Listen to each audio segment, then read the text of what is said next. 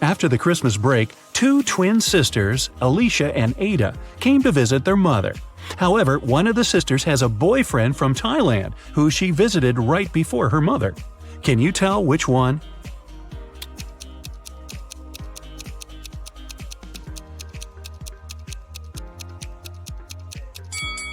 Norway is a cold country in the north. Also, it's winter, but unlike her twin sister, Ada is tanned.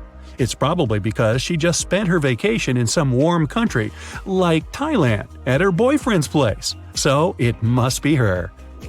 A chemist has discovered a new element. 3 days later, he suddenly disappeared. Ben, his intern, is supposed to finish the scientist's work. However, all the data is on the chemist's computer, and Ben doesn't know the passcode. He only knows that the passcode is his daughter's name, which the scientist has never mentioned. Luckily, there's a hint. Can you guess the daughter's name?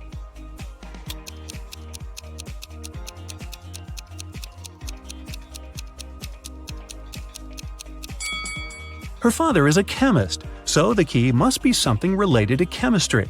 How about the periodic table? The 9th element is fluorine, which is F. The 53rd element is iodine, and that's I. Then there's 8, which is oxygen, or O. And the 11th element is sodium, which is Na. So the daughter's name is Fiona, and that's the password. Mr. and Mrs. Murphy are having a walk in a park with 3 girls, Adeline, Kaylee, and Sienna. 2 of them are their nieces, and the other one is their daughter. Can you tell which girl is the daughter?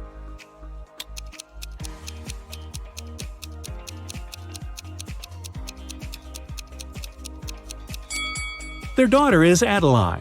Look, both Mr. and Mrs. Murphy have blue eyes. It means that their daughter can only have blue eyes too. Adeline is the only girl with blue eyes. 3 girls, May, Reagan, and Tessa, came to a private party and said that they're world-famous top models. However, 2 of them lied. Can you guess which one of them told the truth and is really a famous top model?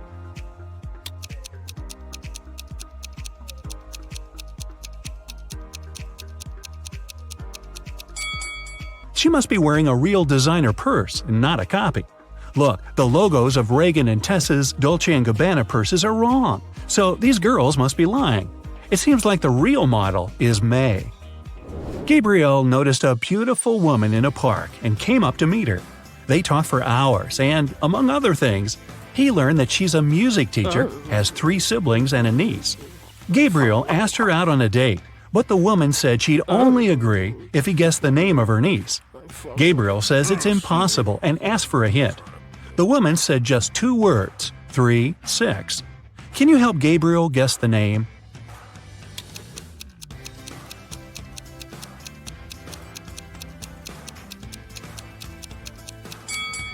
Remember, she's a music teacher, so it must be somehow connected to music. Let's recall the musical notes: do, re, mi, fa, sol, la, ti. The 3rd one is mi, and the 6th one is la. If we put them together, we get Mila. That must be the woman's niece's name. Voila! It's date night. At the end of a school break, Elle returned to her class to find a short love note on her desk. She looked around to see who it could be from, but she couldn't tell. Still, she had 3 suspects, the students who'd always been especially nice to her. She asked them directly if they wrote her a note. Martin said he had been busy finishing his homework. Owen said he had been scrolling through his social media feed and hadn't written any notes. Leanna denied writing a note too and said that she'd been in the bathroom. However, Elle still guessed who wrote the note. Can you?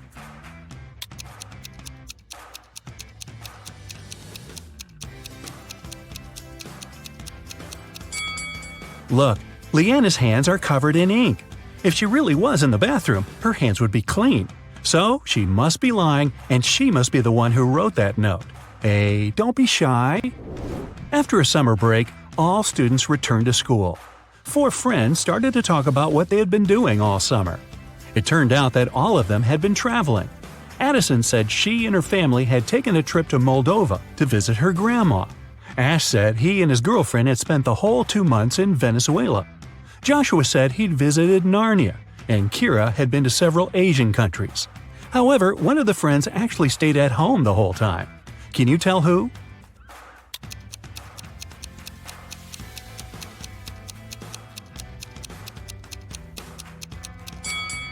It's Joshua. Narnia is a fictional country. He probably had a movie marathon that summer. Dan found himself in a dark dungeon and couldn't remember what happened. But he didn't mind because right in front of him there were 3 chests. One of them was full of gold coins, another was full of silver coins, and the third one was full of diamonds. He could take any one of the chests with him. However, outside there was a vampire waiting for him. What should Dan do?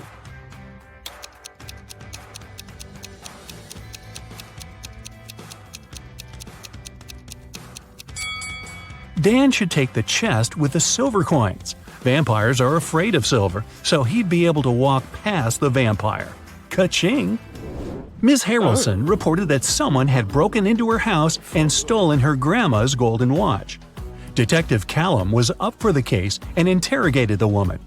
Ms. Harrelson said she had been vacuum cleaning upstairs when she heard some scratching on the door, followed by footsteps. She was afraid, so she didn't go downstairs until the burglar was gone. When it was over, she found that her watch was stolen. Detective Callum refused to start the case and said that the woman was lying. Why?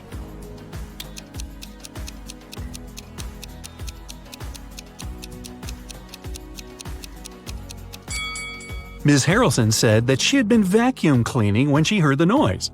It just wouldn't be possible because the vacuum cleaner is very noisy and she couldn't possibly have heard anything. Well, you're a private detective. You work in a city inhabited by people and magical creatures. You're going to have a rough night. The full moon is coming. It's the time when people and monsters go crazy. Like any detective, you write down your guesses in a diary so that you can summarize the results later. It's afternoon now. You're sitting in your office. Lightning strikes in the sky and someone knocks on the door at the same time. A pale woman enters the room and asks for help. You notice a bracelet on her arm. Her zombie brother is accused of stealing some jewelry, but she's sure he is not guilty. She asks you to prove it. You arrive at the store. On a broken display case where the jewelry used to be, you notice fingerprints. There are 3 suspects: a werewolf, an elf, and a zombie. Which of them is the thief?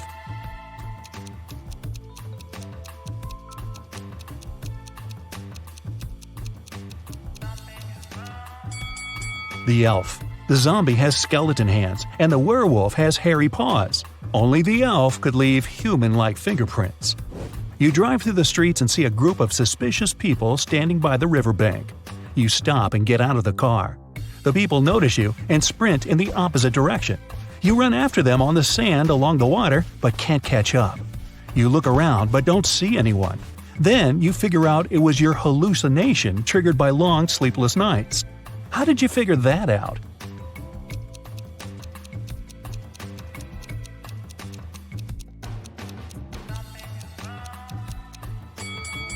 You ran after these people on the sand, but you can only see the footprints of your boots. You're walking back to the car and hear some screams coming from the water. A woman is calling for help. You run into the river and swim toward the drowning woman. But when you approach her, you see 3 people. They're all screaming, but only one of them is a real human and needs help. The rest are mermaids who want to lure you to their kingdom. How can you find out who the real woman is?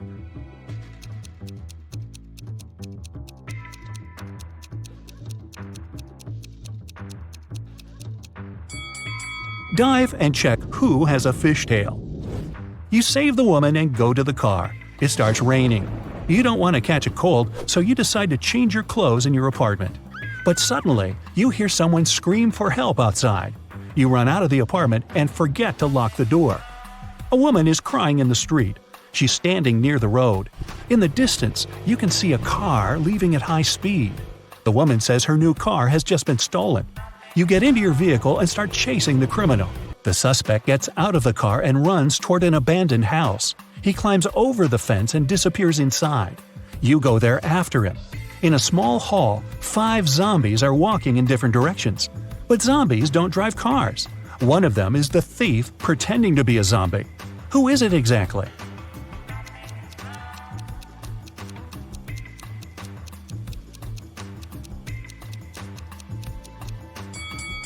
Zombies don't sweat, but one of the creatures you see is covered with sweat. That's because it's the criminal who has been running away from you. You walk through the streets. There's a warning on a post about lizard people charging at the inhabitants of the city. You remember investigating this case, but you couldn't find these reptiles. Now you need to go to the park. For several days, a large werewolf has been scaring the residents there. You know that the werewolf has a wife, and she is the only person who can calm the monster down and help him return to his human form. You have found 3 girls. Each of them might be the werewolf's wife you're looking for. You ask his wife to approach him, but none of the girls admits she's the one you need. So you have to make your own choice.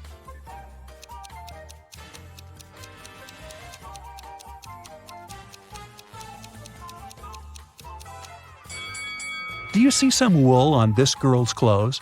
It's the wolf's fur, which means she's the wife. She walks up to the monster, hugs it, and the werewolf turns into a human. You're hungry. You drop by a pizzeria. The owner of the restaurant says that someone has taken all his weekly earnings from the safe. The thief wore gloves and left no fingerprints. The video cameras were turned off. You know this pizzeria has had several similar incidents over the past year. Every time, the insurance company paid the owner the entire amount that had been stolen. You're sure the owner took his own money to use the insurance again. Take a look at the office and prove that the owner is guilty.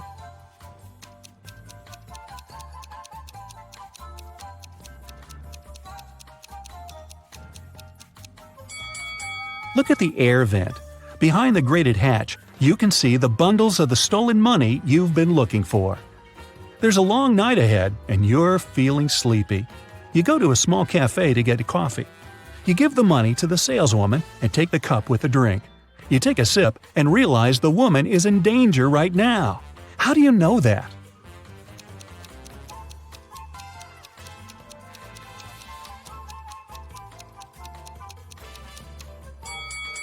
"Help me" is written on the cup she's just given you.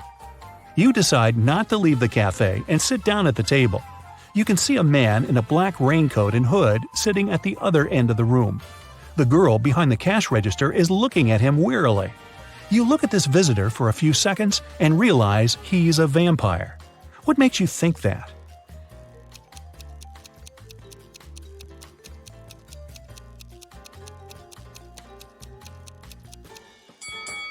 It's night outside. You can see your reflection in the window. The hooded man is sitting by the window too, but isn't reflected in it. He's a vampire. The coffee has cheered you up a little. You're walking along the street, lost in thought. That's why you don't notice an open maintenance hole in front of you. You fall and find yourself in a dark sewer. Phew! Fortunately, you're not hurt. Shh! You can hear some noise at a distance. You turn on your flashlight and slowly walk forward. Soon, you come across a cage with several people inside. They say a mad scientist caught them and put them in this cage to conduct experiments. You need to free the prisoners. But where can you find the key? Carefully inspect the laboratory.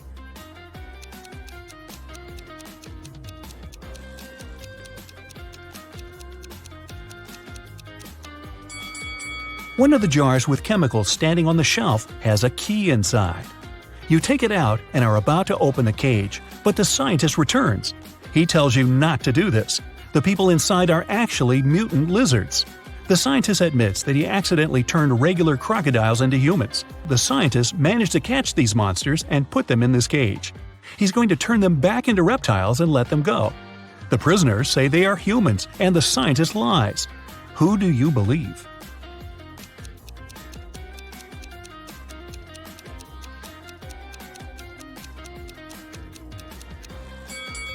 You decide not to open the cage.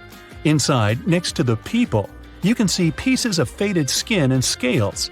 Snakes and other reptiles shed during molting. You believe the scientist, and he promises that he will soon fix everything. You're back in the street. It's as dirty and uncomfortable here as in the sewer. Nearby, a bolt of lightning strikes something. You hear someone screaming and run there. A multi-story building is on fire. An old lady is crying. She's left her cat in the apartment. Firefighters may not be able to save it, so you decide to do it yourself. You go up to the top floor using an old fire escape. It collapses behind you. Fortunately, you manage to jump into the window. You're in the old lady's apartment. Several floors lead to different rooms. You don't have time to check each of them. The fire is getting closer. Where is the cat?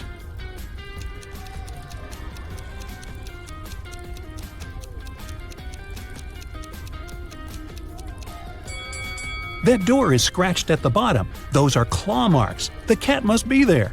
You open the door and see a big black cougar. The fire is everywhere, and you can't go out through the main entrance. There is a window leading to the backyard and a fire escape. Where will you go?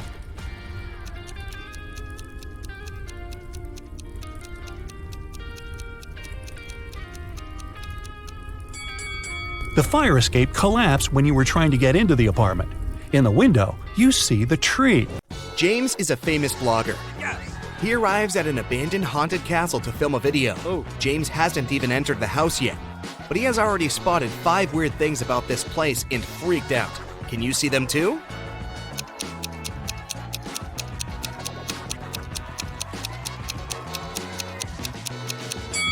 These footprints on the ground are too giant.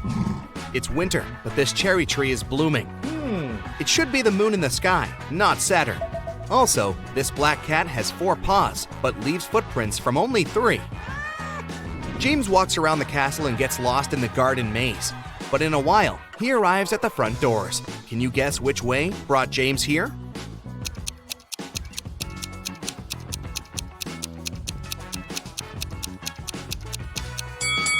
Here's the only way to cross the maze. Unfortunately, the doors are locked. James needs to enter a 4-digit code. Can you find any clues?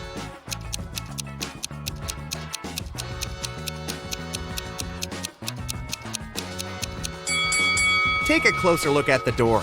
There are 4 stars painted on it.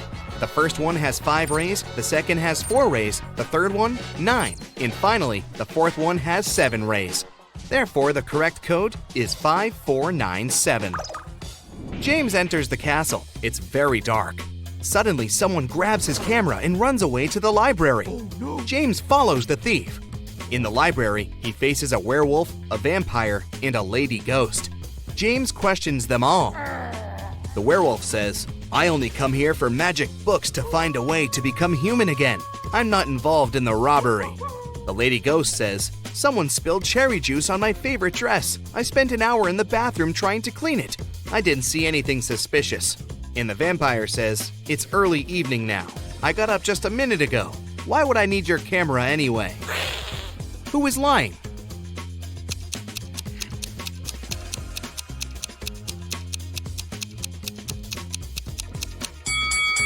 You cannot spill juice on a ghost. Therefore, she's lying. James enters another creepy room full of mirrors, but only one of them is fake. Can you help James find his real reflection?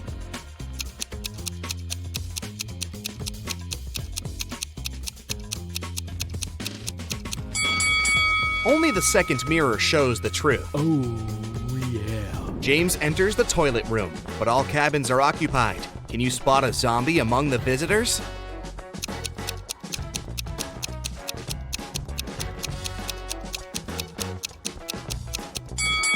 The zombie is behind the left door. See the hands? They are greenish. Suddenly, James finds an invitation card for a party. The castle owner, Luna, is having a birthday. James enters the main hall and sees 7 pretty witches sitting by the table. All look very similar, but each witch is wearing an outfit of a different color. It's very hard to tell who's the birthday lady, but after a couple of seconds, James approaches one of the witches, shakes her hand, and says, "Thank you for inviting me over, Luna." How did he guess?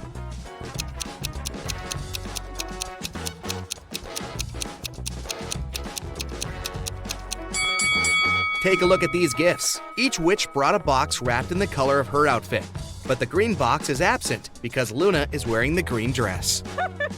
Luna leads James to a company of 4 ghosts and says, "Welcome, stranger. Meet my granny." Can you help James find out Luna's actual grandmother?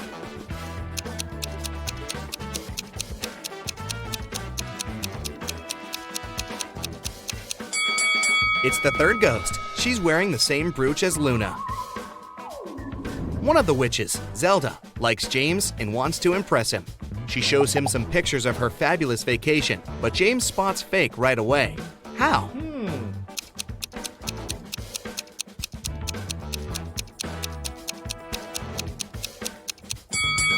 Take a look at the angle of the shadows in this picture. It's obvious that Zelda has photoshopped herself over this fancy beach view. In the middle of the party, Luna gets a message from her boyfriend Carl. He lives alone only 20 minutes away from the castle. Here's what he sends. "Sorry for being late, honey. I'm still working." Luna yells, "Liar!" and blocks him. Why?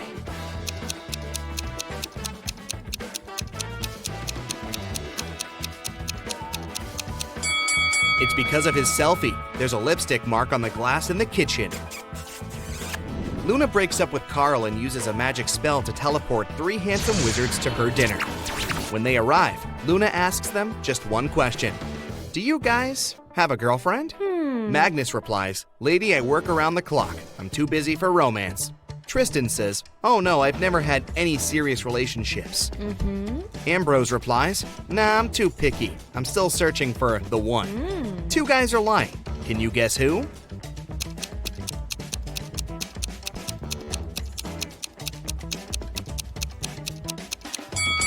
Magnus. There's a romantic tattoo with a female name on his chest. And Tristan. He has a tan line around his ring finger. Therefore, he had been wearing a wedding ring. James goes to the kitchen to help Luna with coffee. He spots 3 odd things right away. Oh. Can you see them too?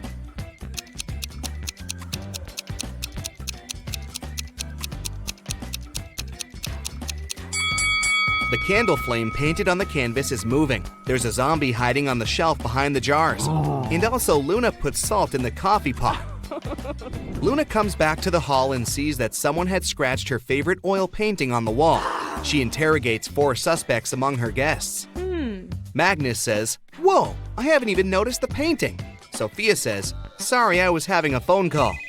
Zelda says, "No worries, honey. I can paint you a new one better than this." And Glinda says, "I was in the bathroom. I don't know who ruined the painting. Who is guilty?"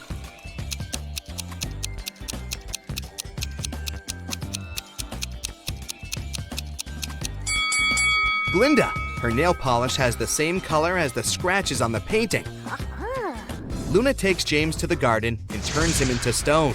Can you find the enchanted James among these 3 statues?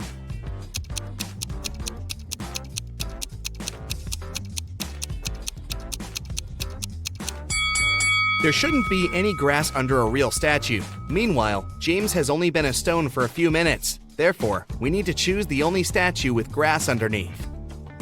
James asks Luna to let him go. She says, "Okay, but first, you should crack my riddle. If I had 3 watermelons and 4 oranges in one hand, and 4 watermelons and 3 oranges in the other hand, what would I have?" Can you help James figure it out?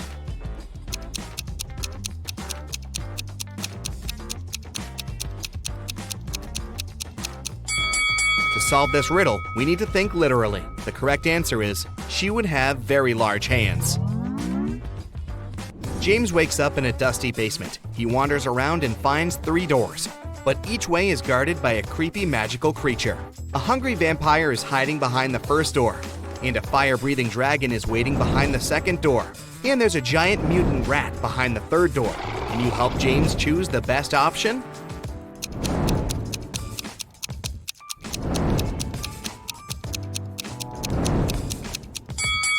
James should choose the first door. Take a look at the window. It's already dawn, which means the vampire is sleeping.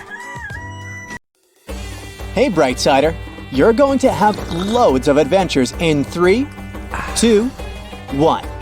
Yeah.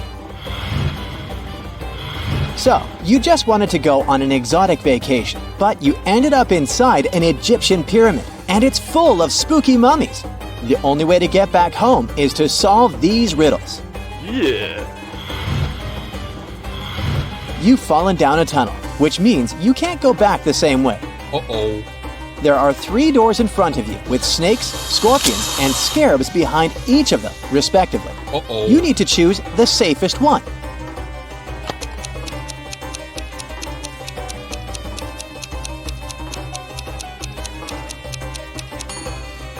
Hopefully, you know that scarabs are harmless, so you should pick the 3rd door. Soon, you spot 3 mummies, but just one of them is real. Uh-oh. Which one?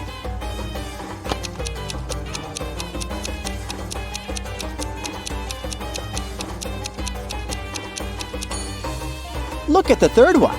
There's a mummy bug on its leg, so it must be the real mummy. This mummy, which turns out to be indeed real, wants to test you. You have to answer its questions correctly to get out of the pyramid. And here's the first riddle. Why was an Egyptian kid confused?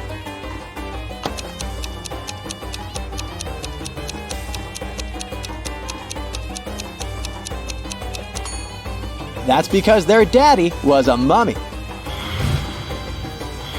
What do you call Ryan Gosling disguised as a mummy?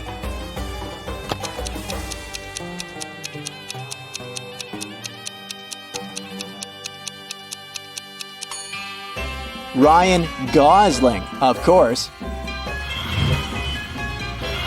Why do mummies like Christmas?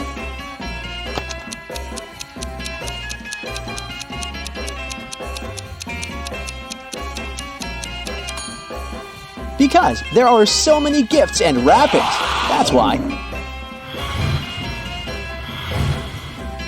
You're finally free and can see your friends. Uh-oh, bad news. One of them is possessed, but you don't know which one it is.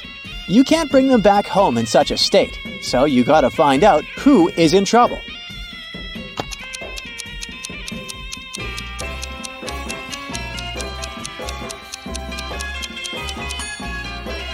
This guy has red eyes, but it might be because he hasn't slept all night, worrying about you. Your second friend has a weird green glowing aura around her.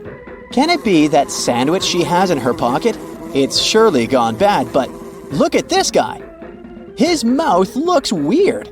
The right half is smiling when the left one isn't. Plus, his fingers seem to be dislocated. This is the friend possessed by a mummy spirit. Now how about some short riddles you need to crack very fast? Ready? Let's start. Yeah. He has 1, a human has 2, a citizen has 3, population has 4, and personality has 5. What am I talking about?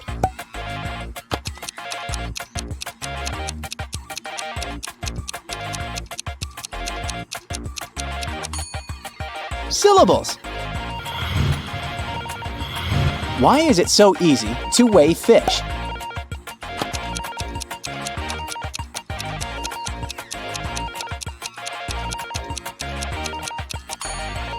Because they have scales. It can fly but has no wings. It can cry but has no eyes. Wherever it goes, darkness is following it. What is it?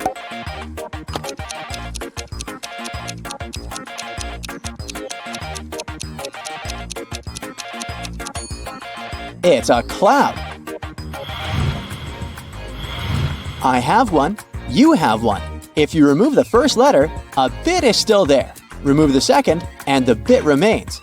Try again and remove the third, but it stays. What is it we have?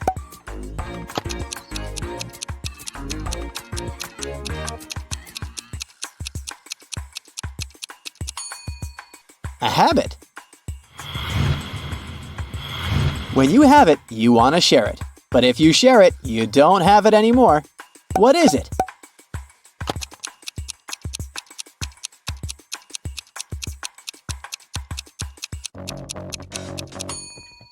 It's a secret.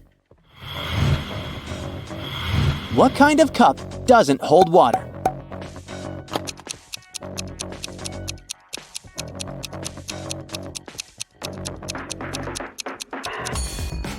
A cupcake. The more of them you take, the more you leave behind. What am I talking about?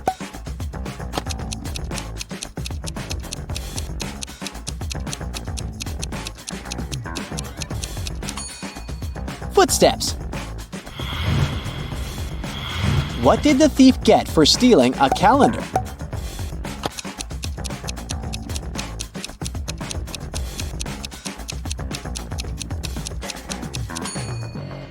"12 months.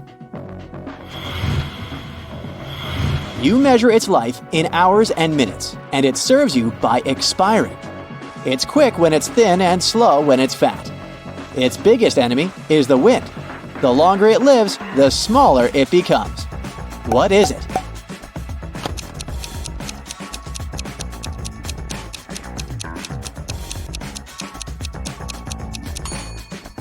It's a candle. You can hear it, but you can't touch it. And still, you can control it. What is it?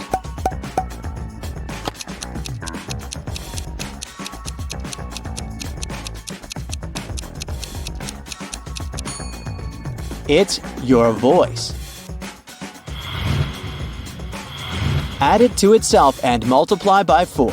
Then divide it by 8 and you'll have it once again. What number is it?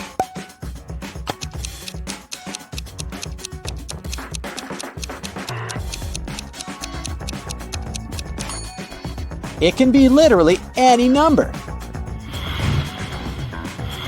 What kind of coat can you put on only when it's wet?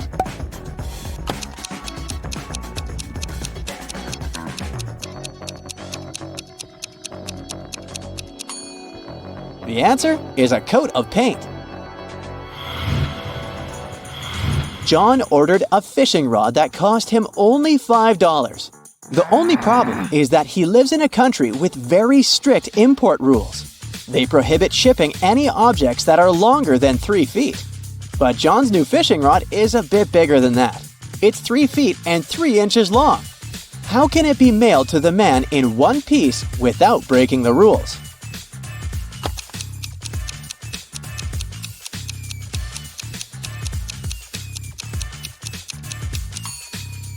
The fishing rod can be put in a box that is 3 feet on all sides.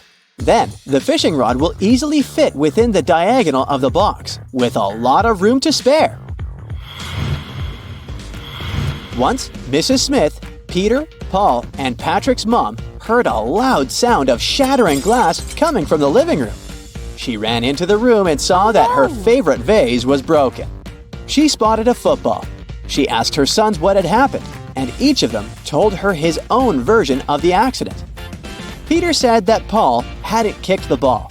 He added that he knew for sure that Patrick had done this. Paul said that Patrick wasn't guilty. He also added that he hadn't finished his homework. And Patrick said that Paul had broken the vase, and he knew for sure because Peter didn't play football at home. How can Mrs. Smith understand who broke the vase if the following is true?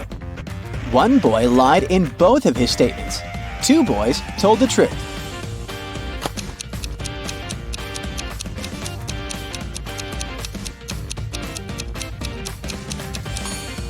Have you noticed that only one of Paul's statements is related to the accident?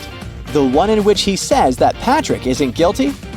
What he says about his homework changes nothing. The first of Peter's statements contradicts Patrick's first words and vice versa. This means that it's impossible for both of the boys to tell the truth. Peter and Paul can't both tell the truth, as Paul's words contradict Patrick's second phrase. That's why Patrick and Paul can't lie, meaning that Peter lied in both his statements, which means that Paul broke the vase. Miranda is practicing her dance steps together with her friends. In a particular sequence, all of them form a row. At that point, Miranda is the 4th from either side of the row. Can you figure out how many girls are practicing together?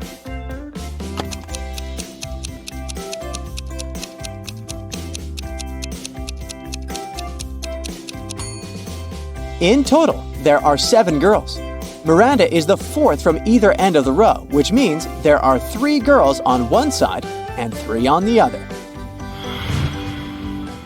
Marta got into a trap set by a powerful witch. The girl got locked in a jail cell, and the only thing that could probably help her escape was a special magic elixir. Marta found 3 jars. The liquid from the first one could turn her into a superwoman. The second jar contained the liquid that turned people into zombies. And if Marta drank the elixir from the third jar, she would turn into a vampire.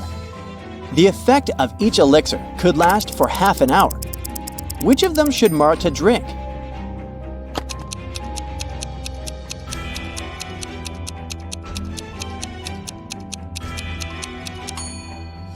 Marta could wait till the morning, drink the elixir from the third jar, and transform into a bat and fly out of that tiny window.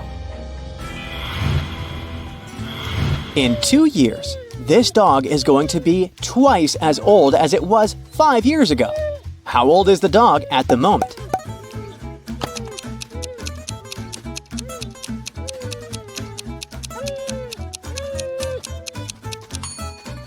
The pooch is 12 years old.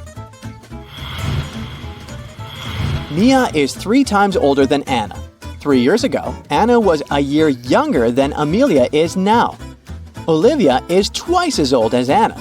Put the girls in order of their age.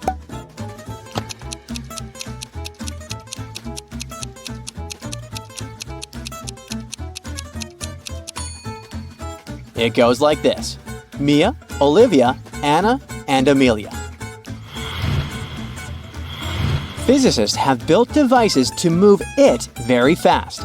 The last 7 letters of its name can usually be found in newspapers, magazines, and journals. Can you figure out what I'm talking about?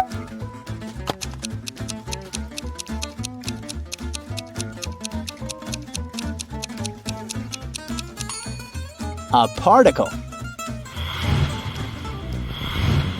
Louis and his friend Mark were playing basketball. Suddenly, their ball landed in the garden of Louis's neighbor, a very unfriendly gentleman. An even more unfriendly dog was guarding that garden. Luckily, it was tied to a tree, but the ball fell too close to that tree. If the dog spotted Louis, it would follow the guy's every step, and if the guy came close enough, the dog would bite him. How can Louis get his ball back without getting hurt in the process?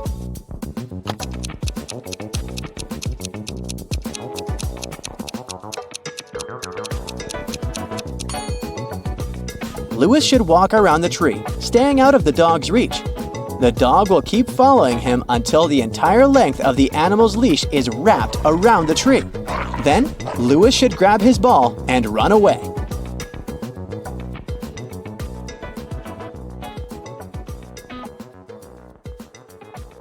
Loki is hiking in a chanted forest. Suddenly, he gets into a magic trap. A wicked wizard, whose name is Olaf, offers him a deal. I'll set you free if you manage to crack all my riddles. First of all, organize these objects in order of invention. Olaf shows Loki a wheel, a lighter, a vase, a bow, and a light bulb. Can you help him put them into the correct positions?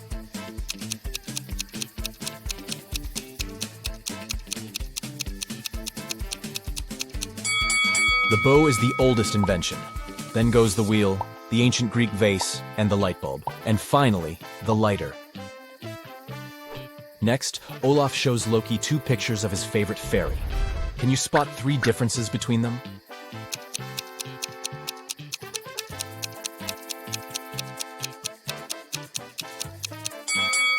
Here they are.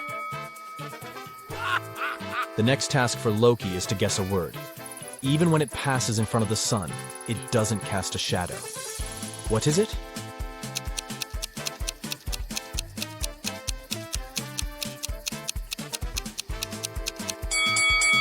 Wind. Olaf shows Loki a table with magic potions and ingredients. He marked all the ingredients with the colors that they create when added to the potion. Loki has to guess which ingredients were not used in these 3 potions. Can you help him?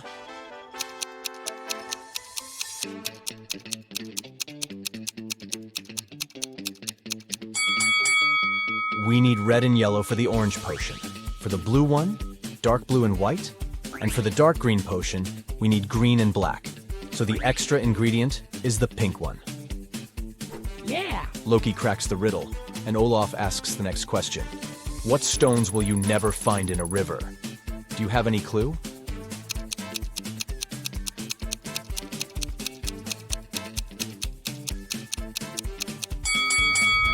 Dry stones. The next task for Loki is to serve the wizard's girlfriends. Roxanne says, I don't want my cocktail to have any yellow fruits or berries. Sabrina says, I want my drink to have an ingredient that starts from the first letter of my name. And Cassandra says, I don't want any green or red ingredients in my drink. There are 3 cocktails in the fridge at the moment. Can you help Loki distribute the drinks among the ladies?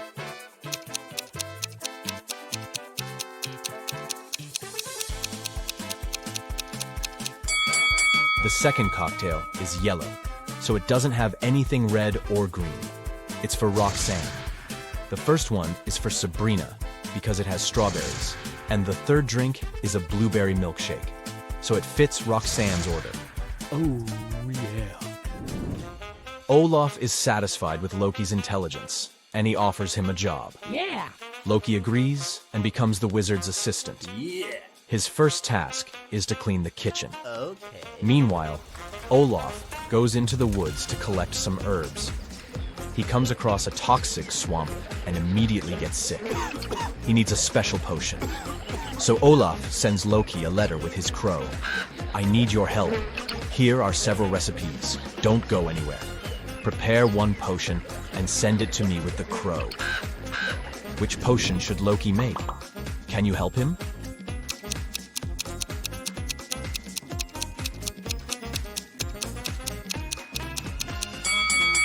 Olaf says that Loki shouldn't go out, which means he can only use the ingredients that they have in the house. So Loki can't cook the first and the third potion. As for the second one, all the necessary ingredients are in her kitchen.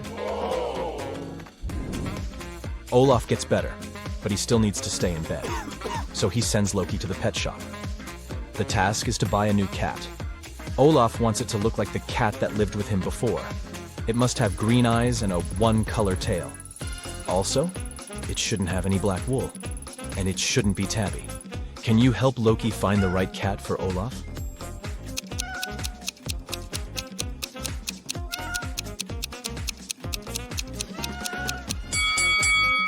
Only this cutie meets all the requirements. The next day, Olaf sends Loki to a wild beach to collect some rare magic seaweeds. Suddenly, Loki sees a group of beautiful ladies standing on the shore. He wants to approach. But the ladies notice Loki and begin to move in the opposite direction. Loki runs after them on the sand along the water, but he can't catch up. Then Loki looks around and realizes that he was chasing fairies. How did he know?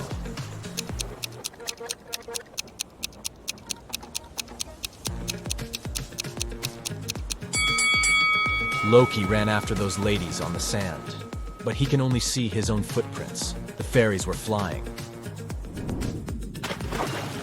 Loki dives under the water to collect the seaweed.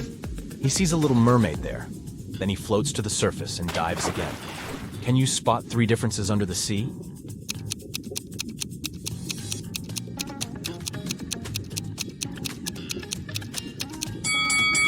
Here they are. Olaf's daughter, Salma, is a talented young witch. She likes getting into trouble. And this time, she was put in jail. Loki comes to the police station to rescue her. He pays bail, and the police officer is going to release Salma. One of these ladies is about to be free. Can you guess who?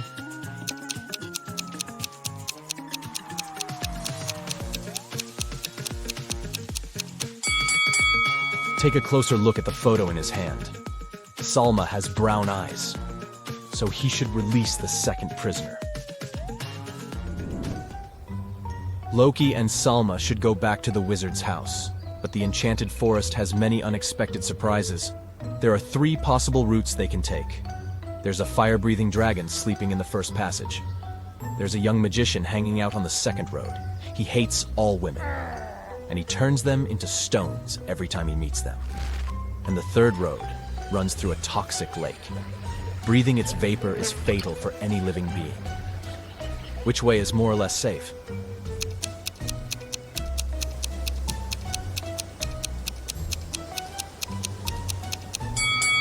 The guys can take the second route. Salma isn't just a woman, she's a witch, so she can deflect the black magic.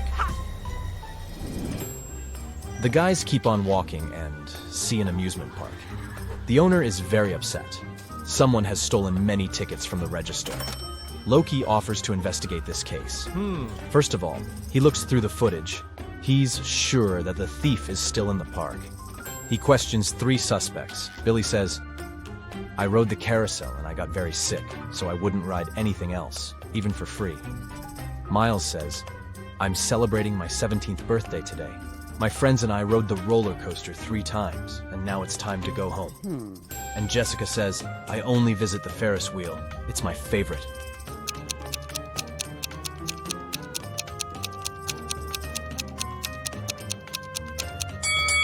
Miles has tricked Loki. He's too young for the roller coaster. There's a sign. People under 18 years of age can't ride it. Loki and Salma continue on their way and find 3 apple trees. Salma wants to pick some apples for a magic punch, but only one of the trees is safe. Can you guess which one?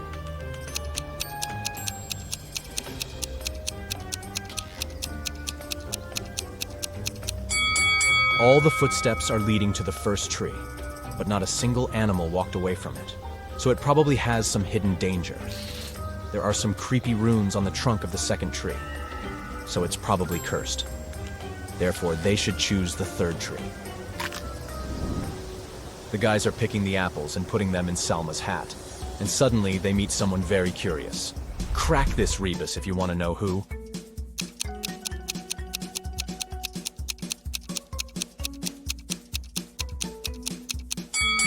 A bear. The guys run away from the bear and hide in a cave. Luckily, Salma managed to collect 14 apples before the escape, because they met 7 hungry gnomes inside the cave. They demand payment for the shelter. How can Salma divide the fruits among the gnomes so that each gnome could get an equal amount of oranges?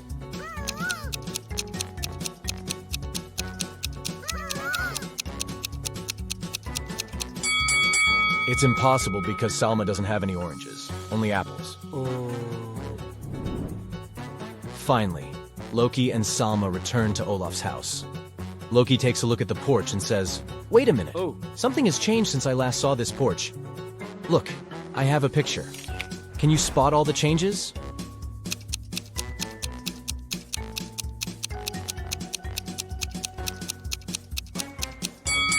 The runes at the door are now reflected. The plant from this pot is gone. The curtains have changed color, and the number of candles is different. Loki enters the house and finds Olaf unconscious on the floor. Someone put a sleeping spell on him and stole his magic tools. Loki interrogates 3 suspects among Olaf's neighbors. Cassandra says, I just got home from a pumpkin festival. Everyone can verify my words. Ambrose says, I've been retreating and meditating in my basement for a week. I have no idea who did it. And Roxane says, it wasn't me, but I guess it was Cassandra. She's just jealous that Olaf decided to date me. Who did it?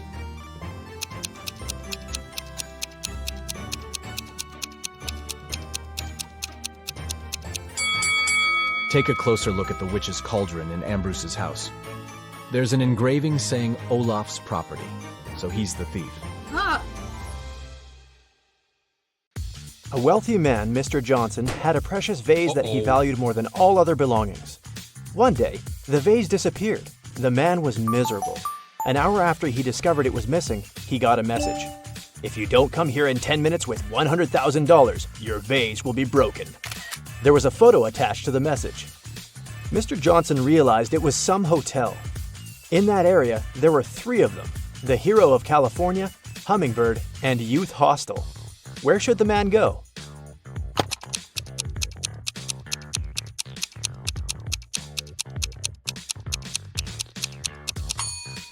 Mr. Johnson should hurry to Hummingbird. It's the only hotel that has the 7th floor.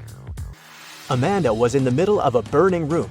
The only window was small and too high for the woman to reach. There was also nothing to climb or stand on. There was no rope, neither was there a door. And still, in a matter of seconds, Amanda was outside. How is it possible?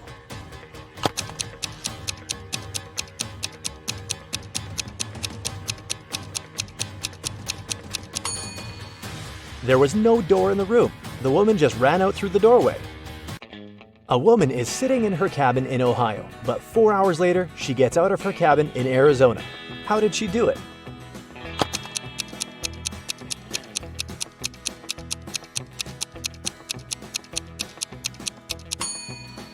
The woman is a pilot, and the cabin is actually the cockpit of the plane she flies. One night, Kevin broke into a rich house. He knew its owner had just bought a unique diamond. The thief managed to get through one of the trickiest security systems he'd ever seen. And here it was, the diamond. After grabbing the gem, Kevin got out of the house, but when he was already outside the gate, 2 security guards caught him. The guy tried to persuade the men he was only a passerby, but they didn't believe him. They searched Kevin, but found nothing. The guards were puzzled and decided the thief had swallowed the diamond. But X-ray also didn't show anything strange. The security guards had to let Kevin go. The guy got home, and in a few minutes, he had the diamond in his hands. How did he smuggle it?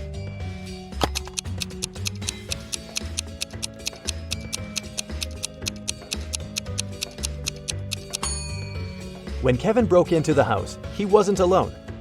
His parrot was with him. After getting the precious stone, the guy attached it to the parrot's foot, and the bird brought the diamond back home. Paul was a young but very talented chemist. He was going to attend a very important conference where he had to present his latest work. But right before the event, Paul's envious colleague locked the guy in his lab. There was no way he could get out of there on his own. In the middle of the room, there was a test tube with some bright purple liquid inside. There was also a note. This mixture will blow up in 1 minute. You've got only one chance to neutralize it with one of these ingredients. If you add the correct one, the reaction will stop. Here's the clue you'll need to figure out the needed ingredient. H, I, J, K, L, M, N, O. And don't hope your chemical knowledge will help here. Luckily, Paul was very smart and managed to find the right ingredient before the time ran out. Which one was it?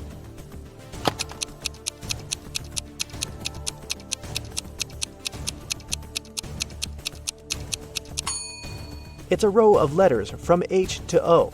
It means the needed ingredient is H2O, which is water. 2 identical vans were crossing the bridge when it collapsed. The car fell into the water and started to sink. Luckily, the drivers were unharmed. But they had to find the way to the surface really fast because the vans started to fill with water. One of the men began to push the driver's door, and the other was trying to open the side door. Who has the higher chances of survival?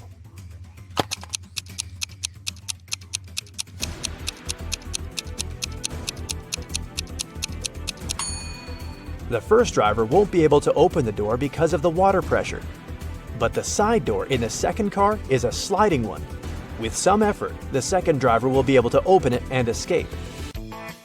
One person can dig a hole within 1 day.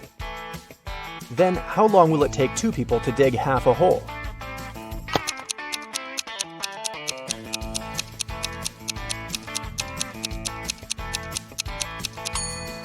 There's no such thing as half a hole. Look at these pictures and try to figure out which mirror is magical.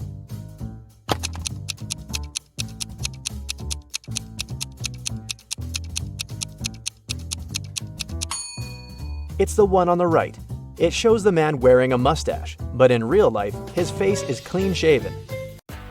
Betty was having lunch in her favorite cafe when several police officers came in.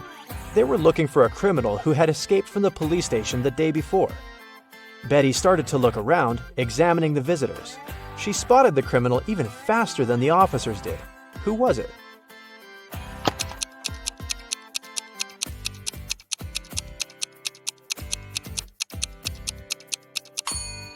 Look at the barman. He's wearing handcuffs. Daniel wanted to go to the seaside with his friends in the summer, but his father reminded the guy he'd promised to help in his parents' store. When the man saw how upset his son was, he offered him a deal. Daniel had to solve several riddles, and then he'd be free to go and have fun with his friends. So, our customers often ask us to sell them something that's full of holes but can still hold water. What should we offer them? After a while, Daniel found the right answer. What's this mysterious thing?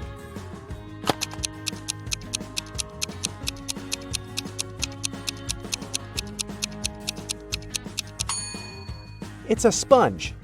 Daniel's father continued, I'm thinking of introducing a new method of pricing the things we sell. Socks will cost $20. A tie will be $12. You'll have to pay $28 for a sweater. And a coat will cost $16. Based on this pricing method, how much will be a t-shirt? Do you know the answer?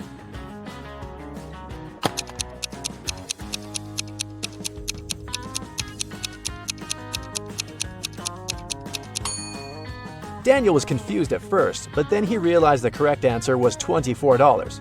His father was going to charge $4 for each letter needed to spell the item of clothing. "You're doing really well," Daniel's father told the guy. "That's why I'll give you just one more riddle. If you crack it, you can have some rest in the summer. 81 times 9 equals 801. This equation isn't correct. What can you do to make it true?" This riddle took Daniel quite a while. And how fast can you solve it?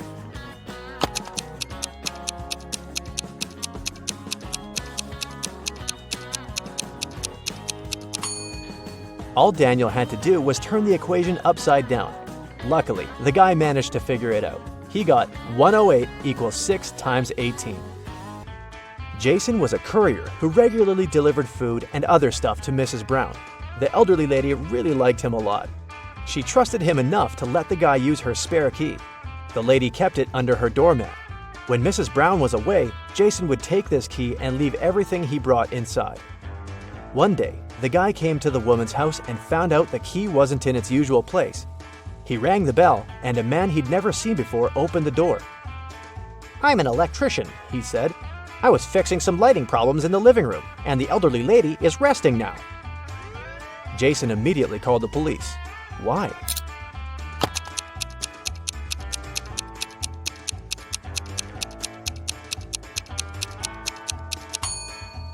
The criminal entered the house with the help of the spare key. Paul came back from his lunch break and saw that someone had spilled coffee all over his documents. He cried out, and this attracted his boss's attention. The man decided to figure out who had spoiled Paul's work. He asked his subordinates what they had been doing during their lunch break. Nancy and Liza said they had been together. They went to a cafe to get some coffee. Brian explained that he'd felt unwell. That's why he decided to take a walk in the park. And Sandra said that she'd been talking to her boyfriend on the phone. The boss immediately realized who was lying. Can you figure it out?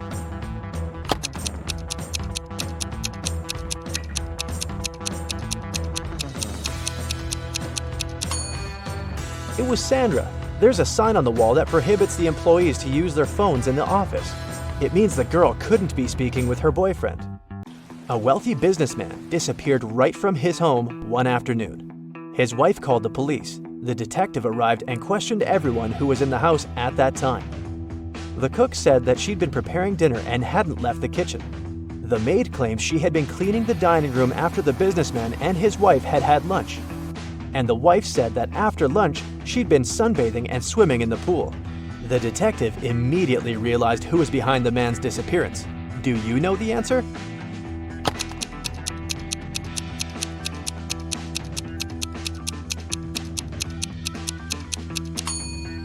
It was the wife.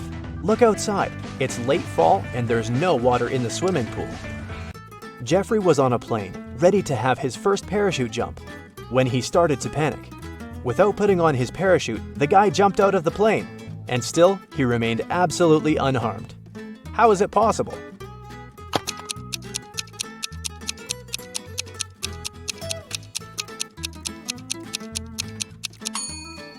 The plane was still on the ground. There's a large apple tree growing on a cliff. If a powerful wind is blowing towards the land, where will the apples fall?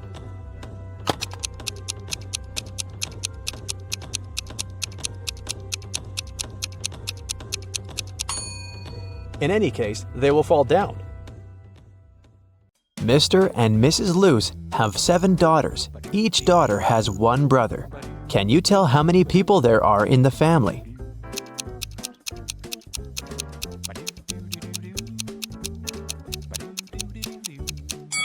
The correct answer is 10. Mr. Luce, Mrs. Luce, 7 daughters, and 1 brother.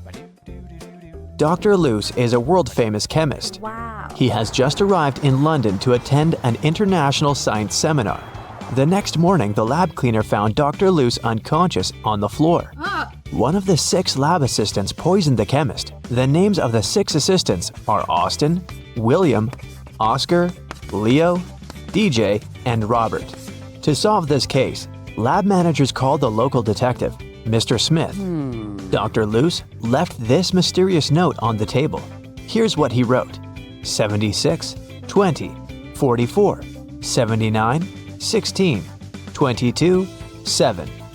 After reading the note, Mr. Smith asked the police to arrest 2 criminals. Who are the criminals?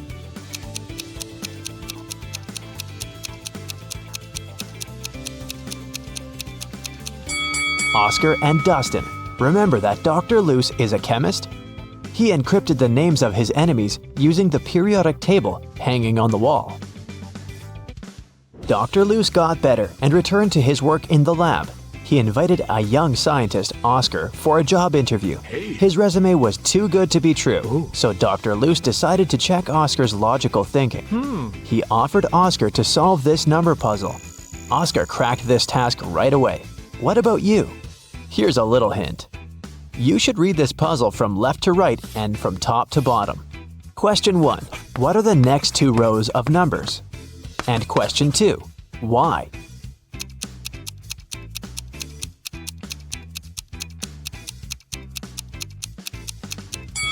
Here's the correct answer. Line 3 represents 2 1s.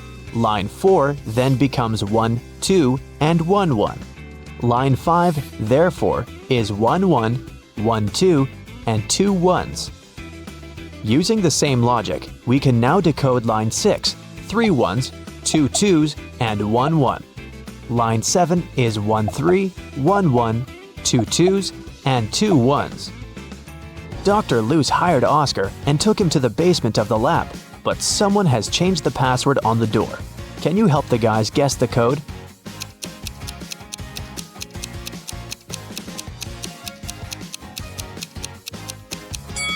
This rebus is a hint. The correct password is summary. Dr. Luce offered one more riddle to his new employee. How can a man go 8 days without sleep? Can you help Oscar crack this one?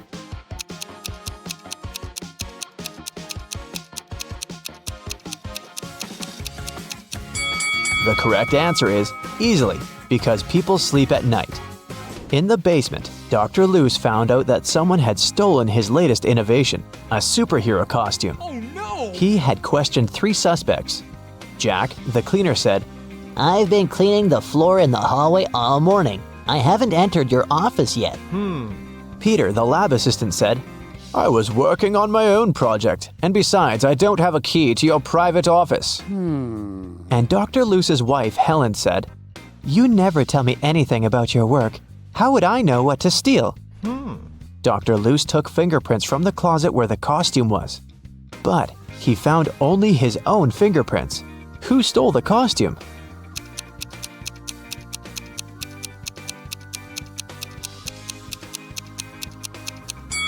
It was Helen. She's the only one who's wearing gloves.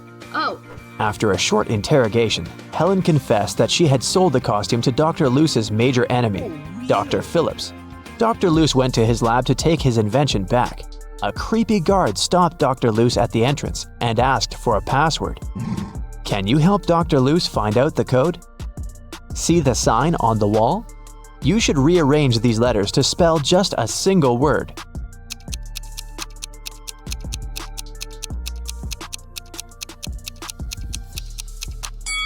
So, the correct password is a single word.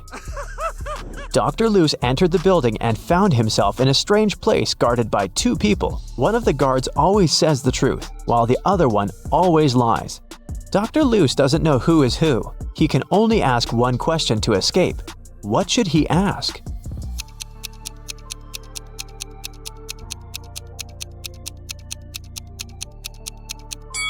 If he asks the guard who always tells the truth, he would tell that the other guard would point to the dangerous door. And if he asks the guard who always lies, he would tell the opposite door of the truth-telling guard and point to the dangerous door. In either case, both guards will point to the dangerous door, and then Dr. Luce should just choose the other door. Dr. Luce entered the room and saw this group of scientists. Can you spot anything weird in this picture?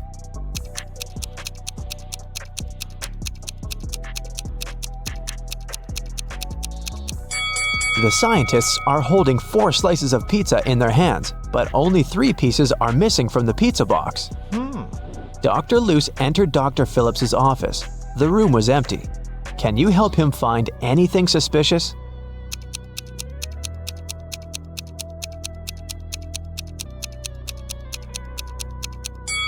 Someone is hiding in the ceiling vent.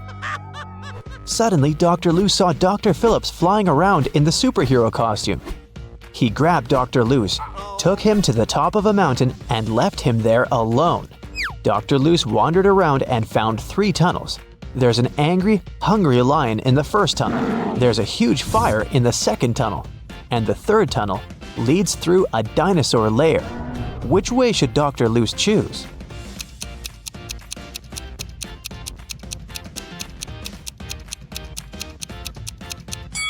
The third one.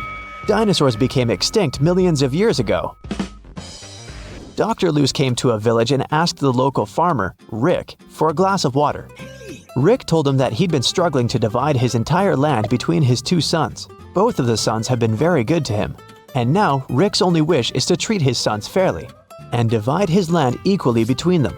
But the problem is that the land has a weird shape, and thus there's no way to split it into 2 equal halves.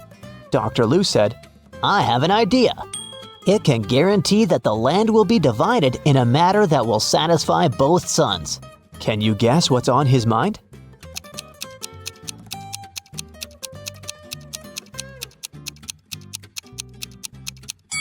All Rick needs to do is ask one of his sons to divide the land into 2 parts and tell him that the other son will have the choice of selecting one of those 2 halves. In this manner, both of them will avoid any tricks and divide the land equally. Dr. Luce was sitting at the local restaurant. He was sad because he'd lost his wallet during his adventures. He noticed a man next to him pulling a wad of $100 notes out of his pocket. Dr. Luce turned to the rich guy and said, Hey, I have an amazing talent. I know almost every song that has ever existed. The rich guy laughed. Dr. Luce then said, I'm willing to bet you all the money you have in your wallet that I can sing a genuine song with a lady's name of your choice in it. The rich man laughed again and said, Okay, how about my wife's name? Helga Fiona Mary Rose Holmes. This evening, the rich man went home poor, and Dr. Luce went home rich. What song did he sing?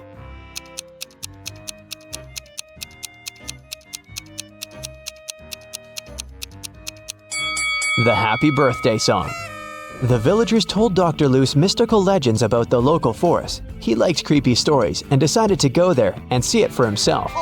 He set off at night and soon got to the forest. He noticed a small shop nearby.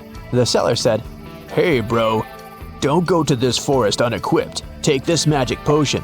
It will make any creepy monster fall asleep for 10 hours. Dr. Luce took 1 bottle and continued the journey. He wandered there for several hours, but he didn't see anything mysterious. Dr. Luce was about to leave right before dawn. Someone appeared in front of him. A pair of vampires that feed on humans and a siren who hunts people using her singing. So there are 3 enemies, but Dr. Luce has only 1 potion. What should he do?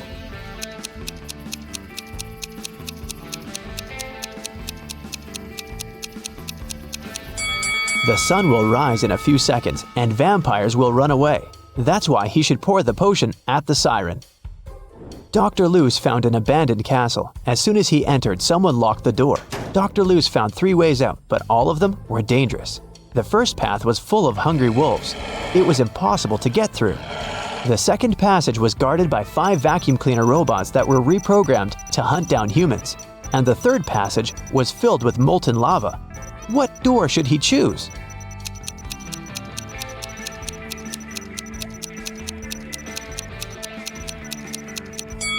The second one. The vacuum cleaners might go after him, but they're pretty harmless. Finally, Dr. Luce returned to his hometown. He's also a college teacher. Unfortunately, he didn't have enough time to prepare for the upcoming class. Therefore, he offered the students this tricky lesson. There was no homework, assignments, or tests, but there was a final test that would have only 1 question on it. When everyone received the test, it was a blank sheet of paper with a question on it. What is risk? Most students managed to give their answers, but only 1 student deserved the highest grade. Yes! That's weird because he only wrote down one word. What did he write?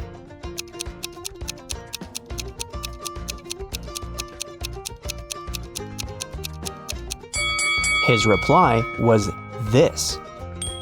Dr. Luce went on a business trip to Vienna. He felt very nervous because he was about to meet a lady he used to date in college, Jane. She's also a scientist who's currently working on immortality pills. That's why she asked Dr. Luce to come over and help her. As soon as he entered her office, he knew that something had gone wrong. 3 zombies were standing in the room. Can you tell which one is his ex-girlfriend?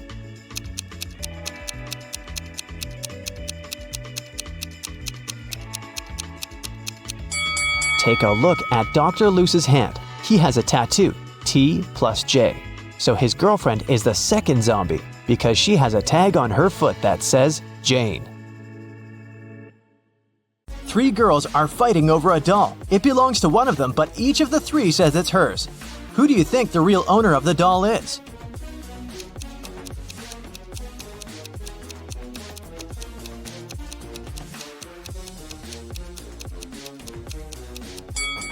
It must be this girl. Look, she and the doll have matching outfits.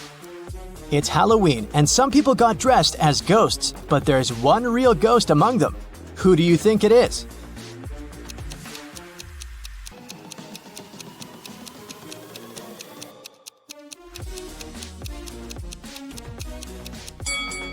Look, this person doesn't cast a shadow. 3 friends went camping.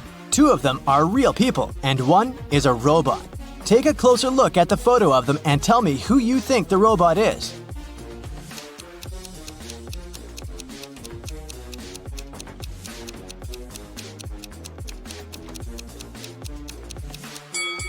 It must be this guy. Take a look at the footprints each of them left. This guy's footprints are actually wheel prints, which is not very common for a real human.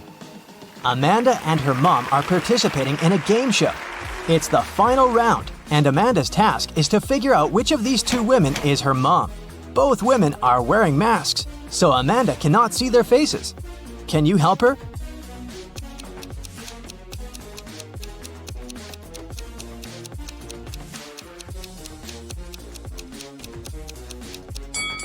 Pay attention to the woman's hair color. Amanda is redheaded. This woman has red hair too, so I'd bet it's her mom.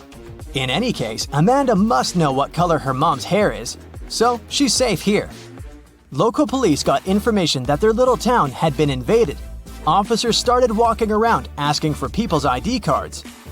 I'll show them to you one by one, and you must decide who looks suspicious. For example, this one. What's your verdict?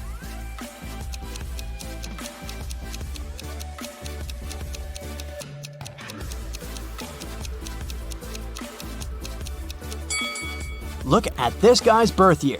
No, it's definitely not a real ID. Here's another one. What can you say about this lady?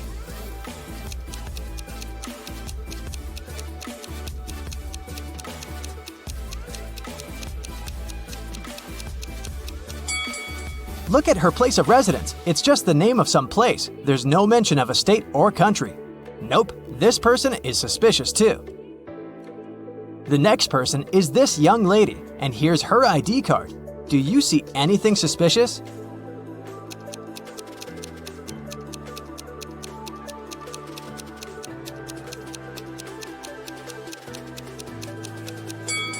She seems fine to me. I'd let her go. Another one. What about this person?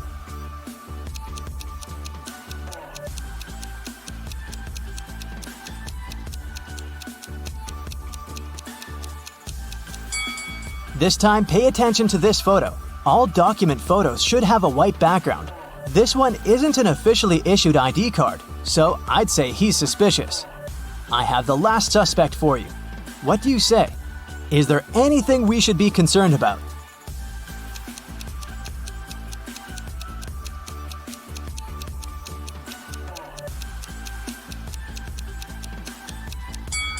No, he's okay. Let him go. A rich lady, Mrs. Reed, was looking for a person to clean her house every week. She invited 3 candidates and asked them why they wanted the job. Amelia said she wanted to earn some money during the summer to travel to another state with her friends. Colton said his mother forced him to do something in the summer so that he didn't play video games all day long. Danica said she was totally broke and needed money to survive. When they left, Mrs. Reed saw that her diamond necklace was missing.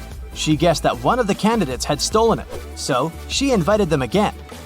Take a look at them and figure out who the thief is.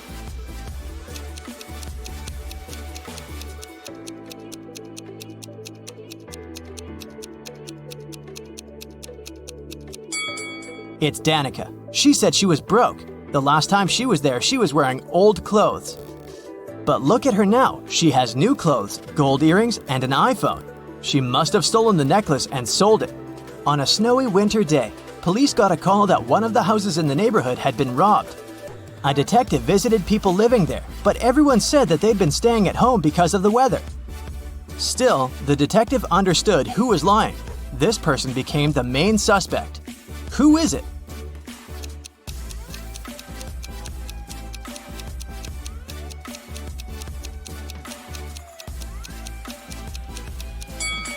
It must be the person living in this house. He said he'd been staying at home, but he obviously parked his car after the snow had already built up on the driveway. So, the car was away for a while. Why would he lie? Another day, another crime. Mr. Spencer, a businessman, was robbed. He said he'd had a heavy safe full of cash in his bedroom. Now it was gone, and he was worried that he didn't have any proof that he'd ever possessed it. Still, a detective said that he believed the man and asked for details. How did the detective know the businessman wasn't a liar?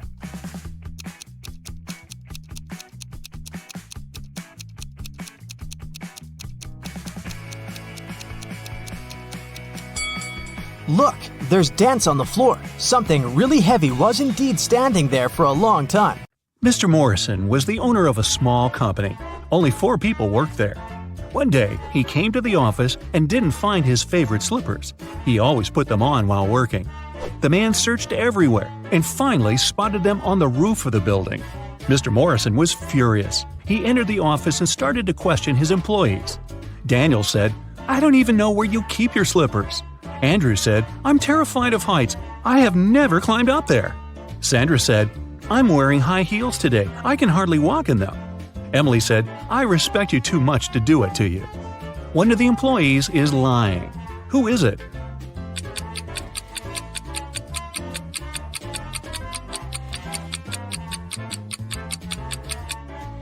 It's Andrew. He said he was afraid of heights. But on his table, there's a photo in which he's skydiving with a parachute. Uh-oh. Melissa's boyfriend proposed to her and presented a beautiful diamond ring. The girl was afraid of losing it. That's why she kept it in a box on her vanity table. Once, after a long and difficult working day, the girl came home and went straight to bed. When she woke up, the ring was gone. Melissa called the police. They asked 3 suspects, Melissa's roommate, her best friend, and her neighbor, what they had been doing the night before. Helen, Melissa's roommate for the last 3 years, said Melissa had indeed looked very tired. She took the tea Helen made for her and went to her room at 10 p.m. Helen went to bed shortly after. Eric, Melissa's best friend, said he had come to visit Melissa at about 11:30 p.m. The girl was already sleeping, but he saw a jewelry box lying open on the table. It was empty. Eric was surprised and left immediately after that. Brenda, the neighbor, said she wanted to borrow a book from Melissa, but when she called her, the girl didn't answer. So Brenda decided not to bother her so late at night. The police soon realized one of these people was lying. Who was it?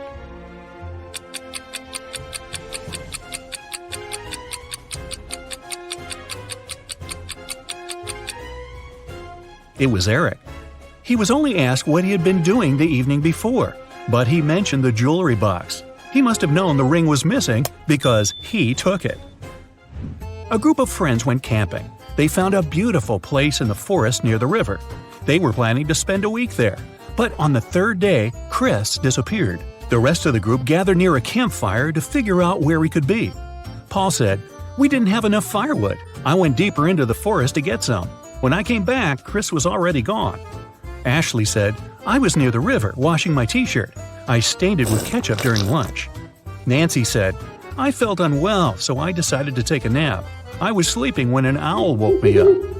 One of the young people is lying. Do you know who it is?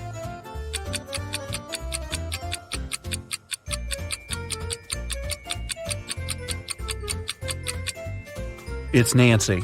Owls sleep during the day. It means an owl couldn't have woken the girl. Someone started a gas leak in Mark's apartment. Luckily, the man noticed it. He called the police. After searching the place, they found a watch. Mark claimed it wasn't his. The detective decided to set up an ambush. The watch looked expensive. Surely the criminal would return to get it back. At around midnight, they heard the key turn in the door lock. In a while, a man came in. He was holding a lit candle in his hands. At first, the detective wanted to arrest the man, but after a while, he realized it wasn't the person they had been waiting for. How did he figure it out?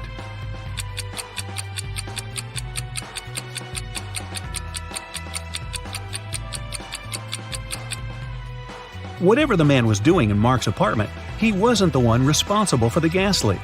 That criminal wouldn't have entered the apartment holding a burning candle. They would be sure the place was still full of gas.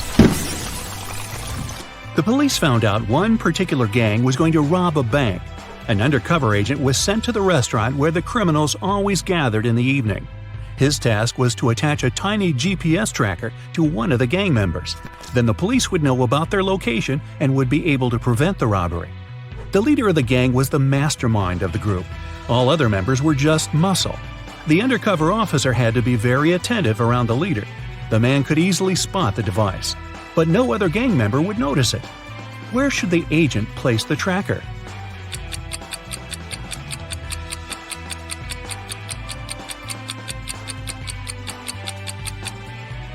On the gang leader's backpack. He's the only person who can spot the device, but not if it's on his own back. Police got a call from the house of a wealthy man. He didn't come home after going for a jog. When several police officers arrived, they questioned all the people in the house. They were the maid, the millionaire's wife, and his driver. The maid said, "When Mr. Jones went for a jog, he asked me to prepare his breakfast. I immediately got down to work. But it's been 3 hours and he hasn't returned yet." The wife was worried too. "I saw him in the morning, but he was in a hurry. We just greeted each other and I went to work." The driver told the police he had been waiting for his boss in the car, scrolling through his social media. Who knows something about the millionaire's disappearance?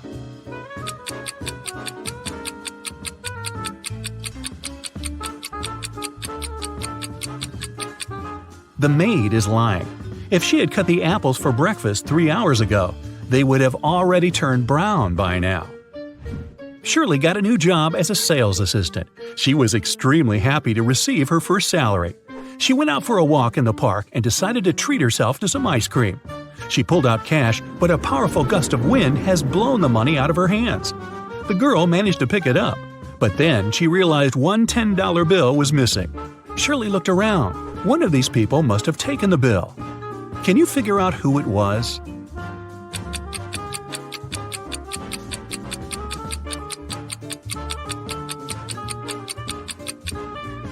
It's the man in the red baseball cap. The bill is under his right foot. Detective Larson was walking along the street. Suddenly, he saw a man grab an elderly woman's bag and run away. The detective immediately rushed after the criminal, but the man disappeared behind the kitchen door of a small restaurant. When Detective Larson entered, he saw 3 cooks preparing food. Which cook is fake?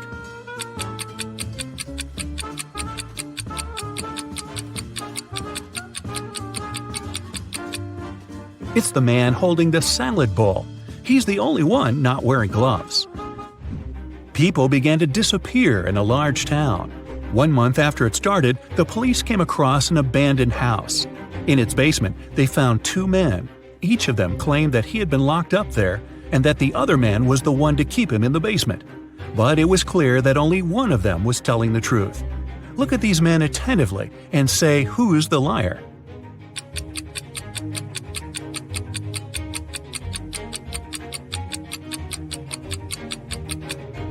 It's the man who's smiling. If he had spent 4 weeks locked up, he would have a beard and mustache by now. But he is clean-shaven.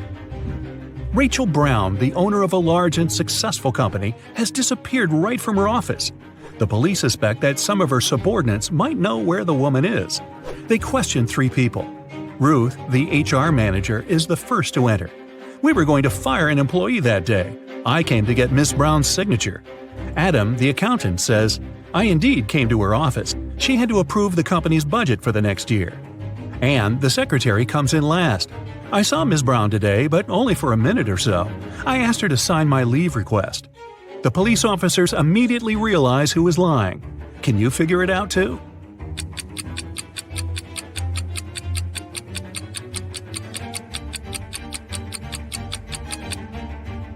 Anne is lying. The signature on her documents is different from the others. Plus, she is the person Ruth was going to fire that day. Martin bought a car in September, and now, just a month later, it's stolen. The police have 4 suspects, and all of them are Martin's friends. The crime happened at 10 p.m. on Wednesday. At that time, Alan was playing badminton in the park. Natalie was driving home from work. Roy was walking with his dog, and Rose was doing some grocery shopping. Who took Martin's car?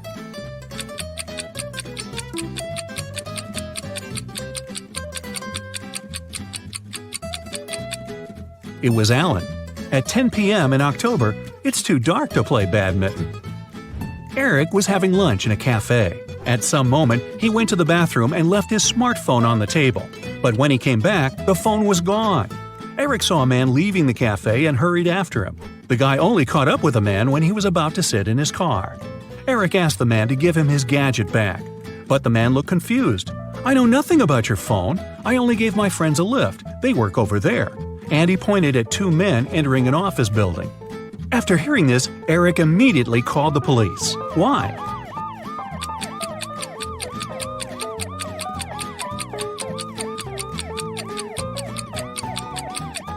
The man lied. His car was a sports convertible with just 2 seats. Such a car wouldn't fit 3 men. Oh, by the way, you get extra points if you caught the fact that Eric called the police. With what? His smartphone had been stolen. Robert went on a business trip but returned home a day earlier. He found his wife in the bedroom, reading. Do you think she's lying to him?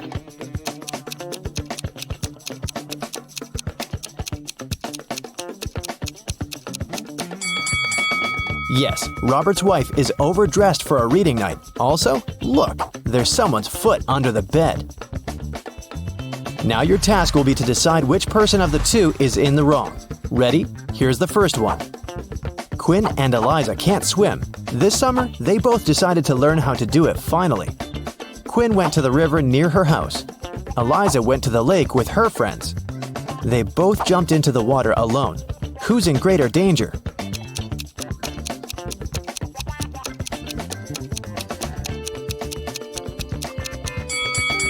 Quinn. If she starts drowning, no one will be able to help her. Also, the water in the river isn't steady, so it's dangerous to learn there. Chloe and Everly went to go to a party their classmates are throwing, but it's a school night, so their parents banned them from going. Chloe decided to go out of her bedroom window, and Everly wanted to sneak out from the back door. Who won't make it to the party tonight?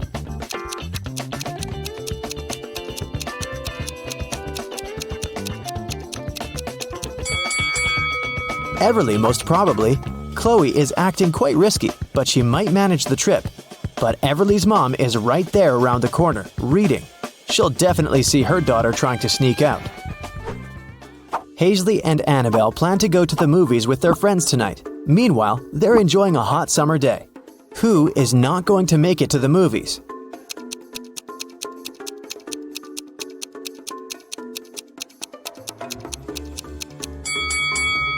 Hazley. She's about to cook the meat that has been standing in the sun for a while. By the evening, she'll probably get food poisoning. Liberty and Cleo went on vacation to Greece. Now they're about to jump off a cliff. Who's in danger?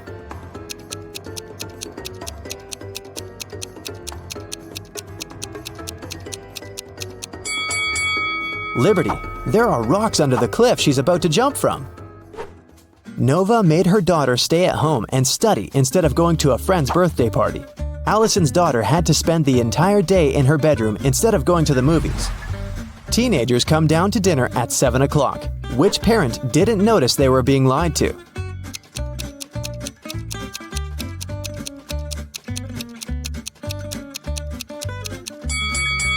Nova. It's raining and her daughter has wet hair. It means she was outside and not sitting in her bedroom. Beth and Kylie are having fun outside during their winter break. Beth is learning how to skate on the lake, and Kylie is skiing in the forest. Who is not smart?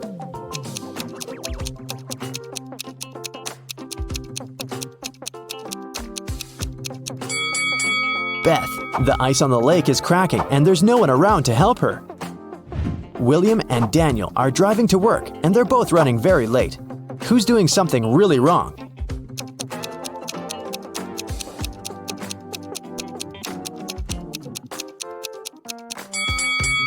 Daniel. He's driving way over the speed limit in the neighborhood.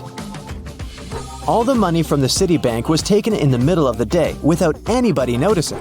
The room where it was stored was found completely empty, not counting a signature note saying 7718. The police arrested 3 most known criminals in the city, Bill, Dove, and Alex. The problem was that they didn't know which one was the robber because they didn't find any fingerprints. What's your call, detective?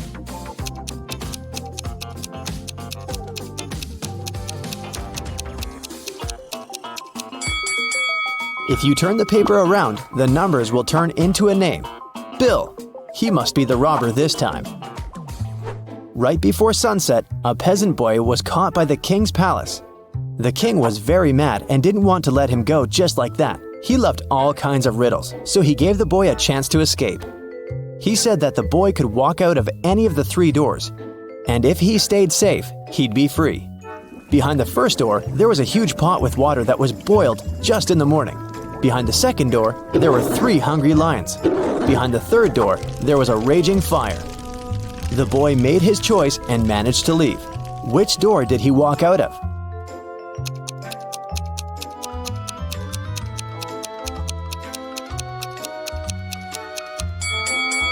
He walked out of the first door.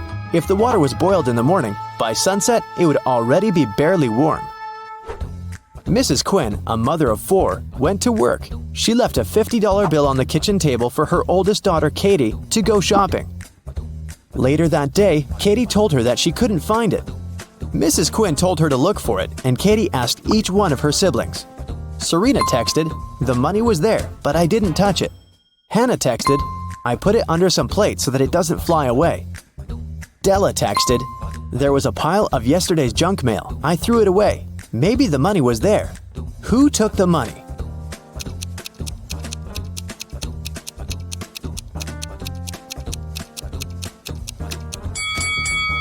It must have been Della. There was no mail when Mrs. Quinn left the bill on the table, so Della is making things up.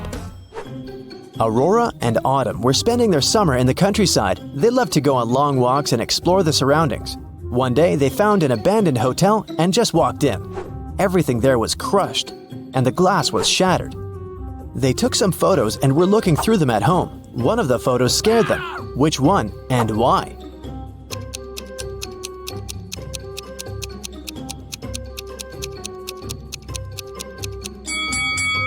Probably this one. Look, there's a mirror, and they're not reflected in it. Amelia and Dakota are sisters. Their grandmother gave Amelia a bracelet, but they both loved it. So Dakota often steals the bracelet from her. Once, Amelia came home and noticed that the bracelet was gone. She knocked on her sister's door. Dakota opened the door but noticed that it was her sister and shut it. A bit later, Amelia broke into the room and started searching for the bracelet, but she didn't find it anywhere. On her way out, she remembered something and managed to find her bracelet. Where was it?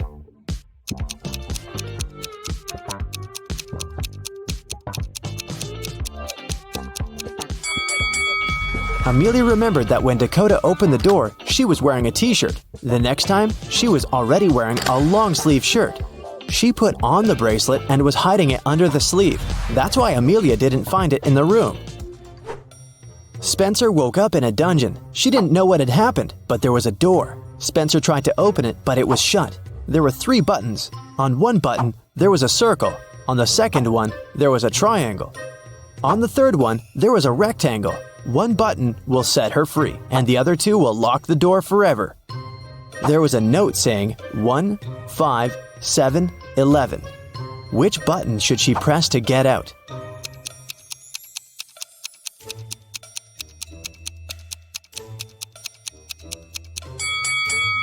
You might have noticed that there's a clock right above the door, and it's there for a reason.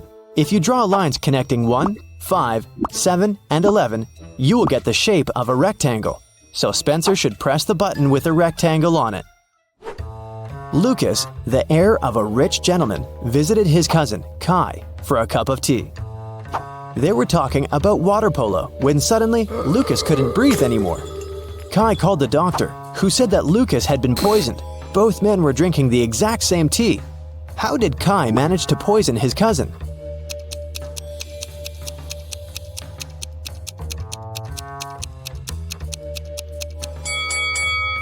The poison must have been on Lucas's cup. When he touched it with his lips, he probably licked it off. There's a town where it's only allowed to have fun and eat candy. No one ever reads or studies. Mrs. Relham came home after a long and fun day at the club. Her 3 daughters spent a fun day at home. She asked them what they'd been doing. Hannah said that she was watching TV all day long. Elle said that she spent the day in a water park. Ava said that she and her friends had a candy-eating marathon. Still, Mrs. Relham could tell that one of her daughters lied and actually spent all day reading. Who was it?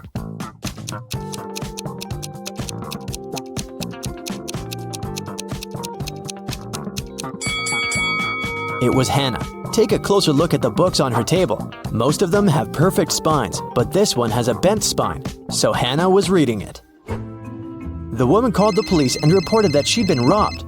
Here's a recording of what she said. I went to the ladies' room to fix my makeup because I was on a date.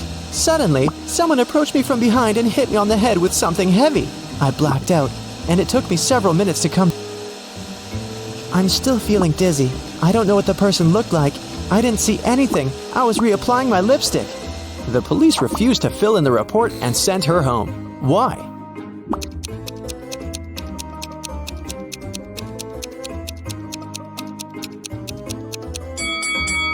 If the woman was applying her lipstick, she must have been looking in that huge mirror every bathroom has. No one could have approached her from behind without her noticing it. She probably just lied and made up the whole story. An iced tea cafe owner reported that someone had stolen all the money when he had left for 2 minutes. The police interrogated 3 customers. Tatum, a teenager, said that she'd been listening to music and minding her own business. Charles, a middle-aged man, said that he'd just arrived a couple of minutes ago and hadn't seen anything. Skylar, a doctor, said that she had been focusing on her book and her drink and had seen nothing. Who's guilty?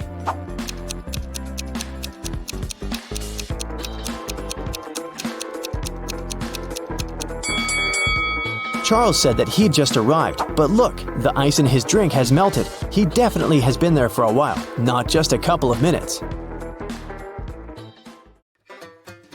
On the weekend, Ashley wanted to go to the party her classmate was throwing, but her father didn't let her go.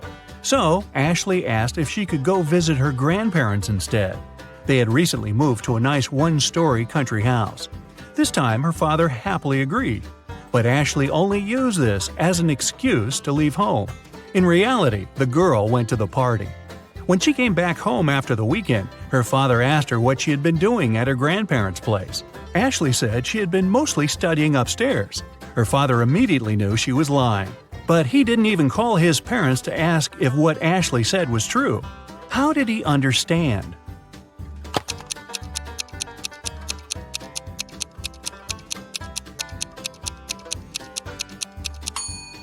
Ashley said she'd spent her days upstairs, but her grandparents lived in a one-story house. I guess Ashley needed to get her story straight.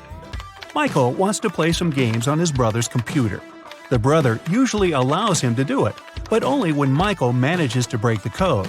Today, the hint is Ava 0, Kate 200, Beth 500, Olivia 0, Avery, what's the passcode?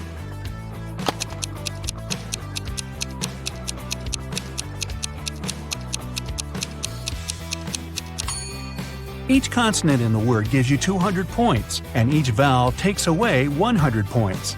In Ava, there's one consonant that gives 200 points, but then each vowel takes away 100, so it results in 0. In Kate, 2 consonants make it 400 points, and 2 vowels take away 200, which leaves us with 200 points. Now you get the pattern. So, following this logic, there are 2 consonants in Avery. That's 400 points. But 3 vowels take away 300 points altogether. It means the password is 100. Esme got lost in the forest, again. She was wandering around all day long. Finally, at dusk, she saw a spooky house where a witch lived. Esme had nowhere else to go, so she entered the house, petted the witch's cat, and asked for help. The witch had a problem of her own. "If you manage to solve it, I'll let you go.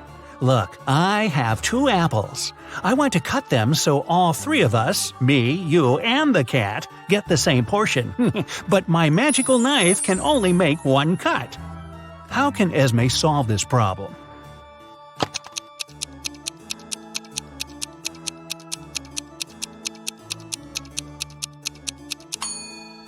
She should put the apples together and make a diagonal cut across them. There'll be 4 pieces, but the 2 smaller ones will make the 3rd portion, and it'll be equal in size to the other 2. An old king had no heirs to the throne, but he needed one, so he asked the smartest young people in the kingdom to gather at the palace. He gave them each an egg. Then he said that whoever took the best care of their egg and could grow a beautiful bird would be the next king or queen. Half a year later, the young people came back with gorgeous birds of different kinds. Only one girl, Scarlet, came back empty-handed. She said she couldn't do it. Surprisingly, the king announced her to be the next queen. Can you explain why?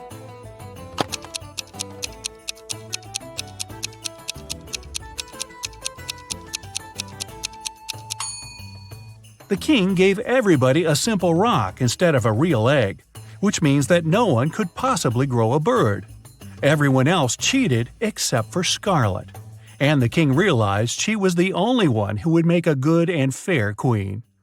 Ariana wanted to have some pocket money, so she started to work at a bookstore. At the end of her first day, she noticed that one book of the collection was missing. There was no record of someone buying it, so it must have been stolen. Ariana was an honest girl.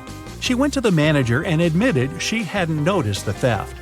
But the manager just laughed and said that nothing was missing. Take another look at the bookshelf and try to figure out why.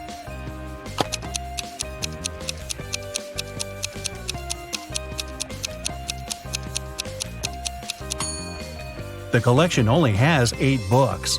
The 9th book is actually book number 6, but it's standing upside down and in the wrong place. Mrs. Miller has 4 daughters, Abby, Beth, Charlie, and Danny. They're identical quadruplets. Once, the woman asked the girl's teacher to let Abby go after the first class. She had an important appointment. The teacher couldn't tell the teenagers apart, and the girls wanted to have some fun. So they gave her a hint.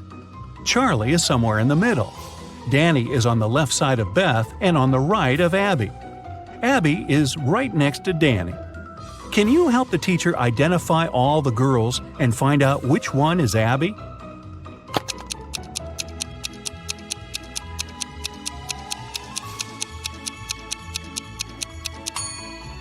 So we know Charlie is somewhere in the middle, and since Danny has someone on both sides, she's somewhere in the middle too. If Charlie is the second, Danny must be the third, and since Danny is on the left side of Beth, Beth must be the fourth, and Abby the first. But it can't be true, because Abby and Danny are supposed to be next to each other. But if we switch Charlie and Danny, Danny will be right next to Abby, but still on the left side of Beth. It means that the right order is Abby, Danny, Charlie, and Beth. Abby is the first girl. Mrs. Jones' friend called her to say she had just seen one of her sons at a party, but she wasn't sure which one it was. Mrs. Jones never allowed her sons to go to parties. She asked them if any of them had been there, but the guys denied breaking the rules. Mark said he had been studying. John said he had been practicing for his piano class. And Ethan said he had been playing computer games. Can you figure out who's lying?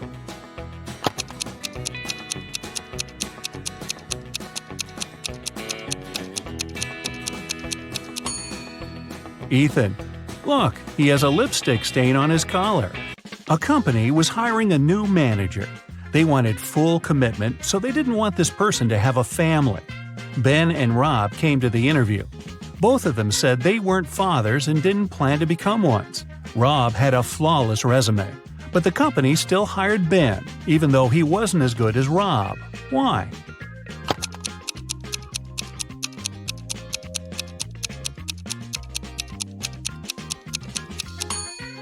Before the interview, Ben had to take his teenage daughter to her ballet class. After that, he accidentally brought her pink ballet backpack with him. The HR specialist noticed it and realized Ben had a daughter. In June, all students had their final math exam. The professor looked at them and understood that one of them was going to cheat. Who was it, and how did the man figure it out?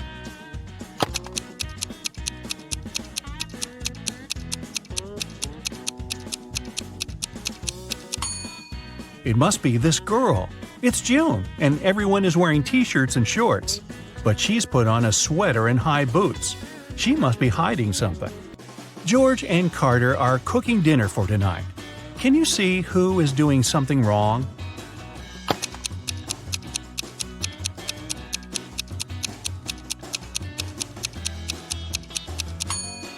It's Carter. Look, he's using rat poison as a salad dressing instead of oil by accident. I think I'll skip the salad tonight. Liam and Owen were camping in a forest. Suddenly, they saw a bear near their tent. Liam decided to run away, and Owen froze and stood still. Who is in danger?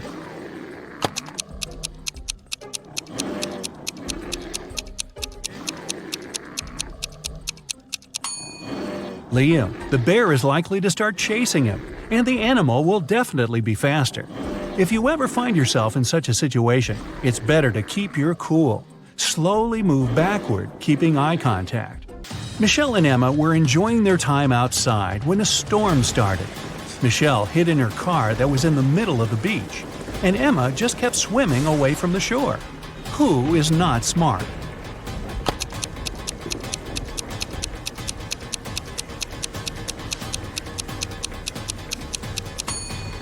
Emma. She should get out of the water immediately and join Michelle in the car.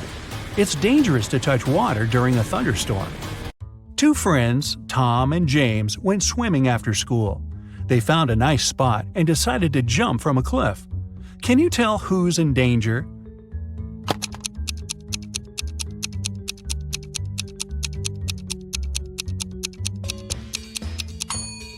Tom. He should have examined the bottom more thoroughly. There are rocks under the cliff he chose to jump from. Oh boy.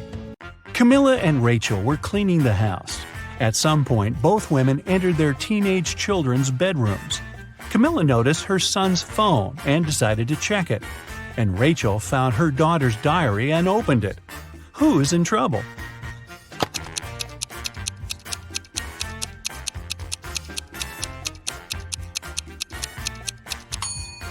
Both mothers aren't doing that great, checking other people's personal things. But Camilla is about to get busted.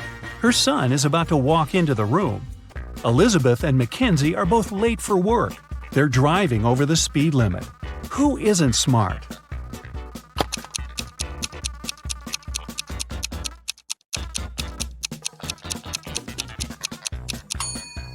Elizabeth. Too many random things are lying around in her car. In case of an accident, they may hit her. Two guys, Mike and David, came to the prom looking gorgeous, but one of them isn't as rich as he wants to seem. Can you tell who it is?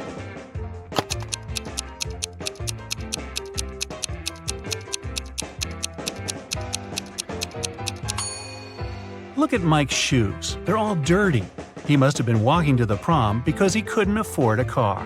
But I'll bet his girlfriend loves him for the great guy he is, not how much money is in his pocket. Megan and Jennifer are the most popular girls at school, but one of them is poorer than the other. Can you tell who it is?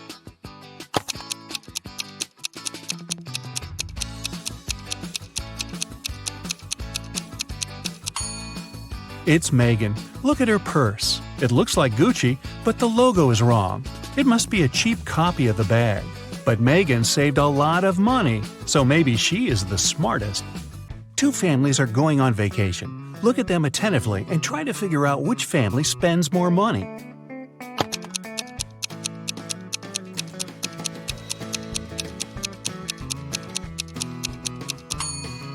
The family on the left. Their bags have stickers on them showing they travel regularly. Or maybe the family on the right just prefers collecting fridge mags over stickers.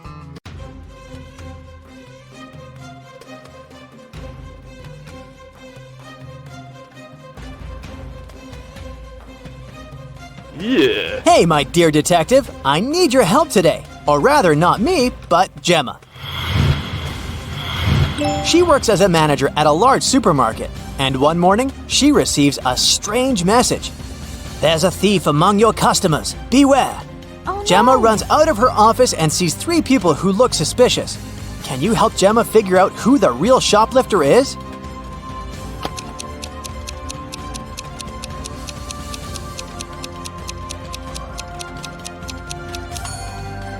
It's the guy in the middle. If his arm was really broken, he wouldn't be able to carry that blanket. Mark's boss gave him a task to bring some important documents from his house. But when the guy arrived, he saw that the door was locked. And to get inside, he needed a password. Mark saw a sequence of numbers. 1347118. He needed to figure out the next 4 digits. They would make up the password. Can you help the guy?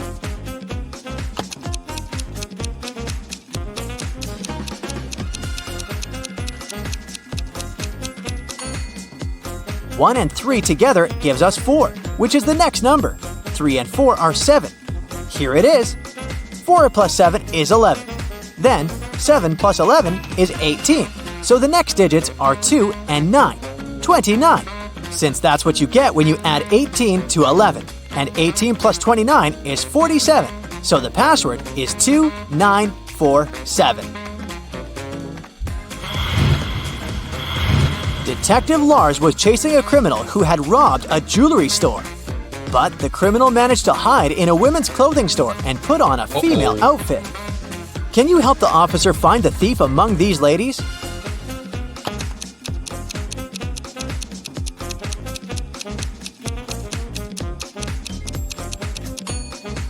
This elegant woman on the right is wearing the same sneakers as the criminal did during the robbery.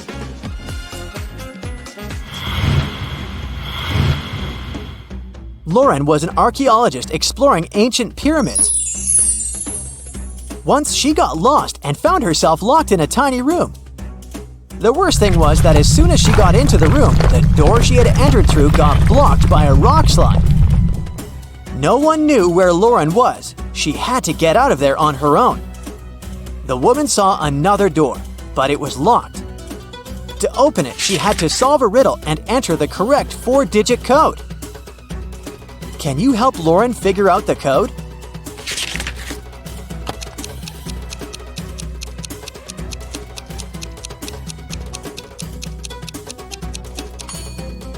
Each digit of the code is the number of letters in the alphabet that stand between the letters in the riddle. So, we've got 5, 1, 3, and 9. That's the code Lauren needs to enter. Now let's check how attentive to detail you are. How does this colorful cube look from above?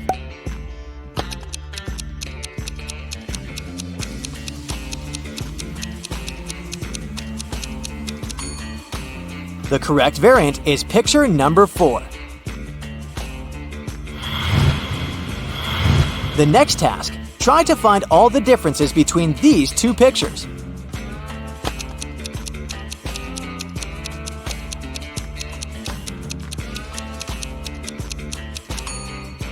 If you found 3 differences, congrats! Even Sherlock Holmes would be jealous of your attention skills.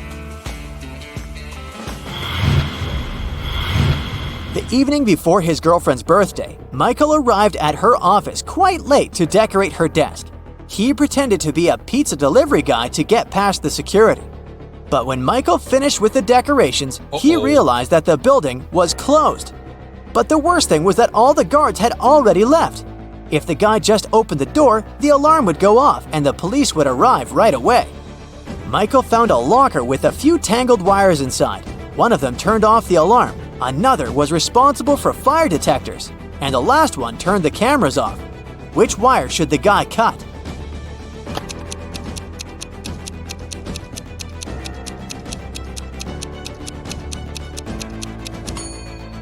The green one. It'll turn the alarm off.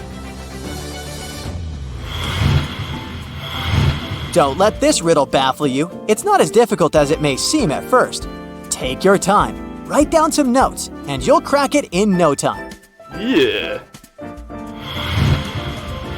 A small town is visited by an ice cream truck every day. On Friday, the truck comes as usual. 5 children, one from each of the first 5 houses on the street, buy different kinds of ice cream. Each of the treats has a different flavor and a completely different topping. Listen attentively to the details and try to figure out which child lives in which house and brought which ice cream flavor with which topping. Jim lives between the child who got raspberry topping and the child who bought mango ice cream. Joyce, whose house has an even number, chose cherry topping.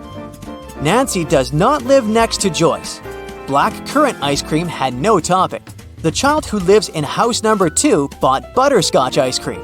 The child from house number 3 did not get chocolate ice cream. Mike had banana ice cream, but he doesn't like banana cherry topping. The child who had cashew topping lives in house number 5. Dustin does not live in house number 4. Keep in mind that the odd number houses and the even numbered houses are located on opposite sides of the street.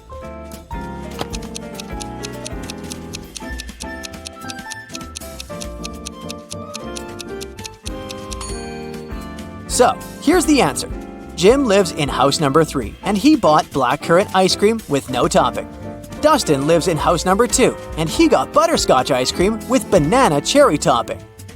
Nancy lives in house number 5 and she had mango ice cream with cashew. Joyce lives in house number 4 and he bought chocolate ice cream with cherry topping. Mike lives in house number 1 and he got banana ice cream with raspberry.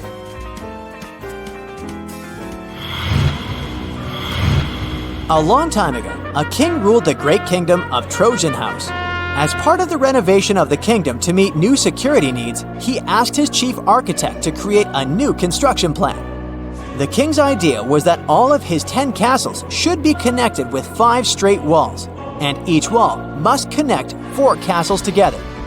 He also told the architect that at least one of the castles should be protected with walls from all sides. The architect could not come up with any solution, but he suggested the best plan he could think of. Here it is. Can you find a better solution?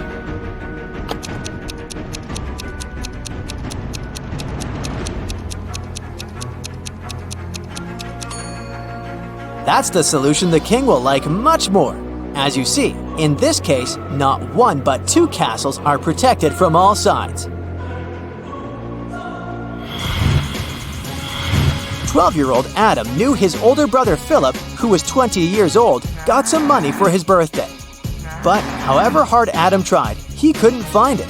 One day when Philip was away, the boy sneaked into his brother's room. There was no money, but Adam found a map. His brother had hidden his cash in the garden. Adam followed the instructions to a T. 10 steps to the left, 15 to the right, then 8 straight ahead. It must be here. The boy started to dig. He wasted 2 hours and still found nothing. Did Philip trick his brother?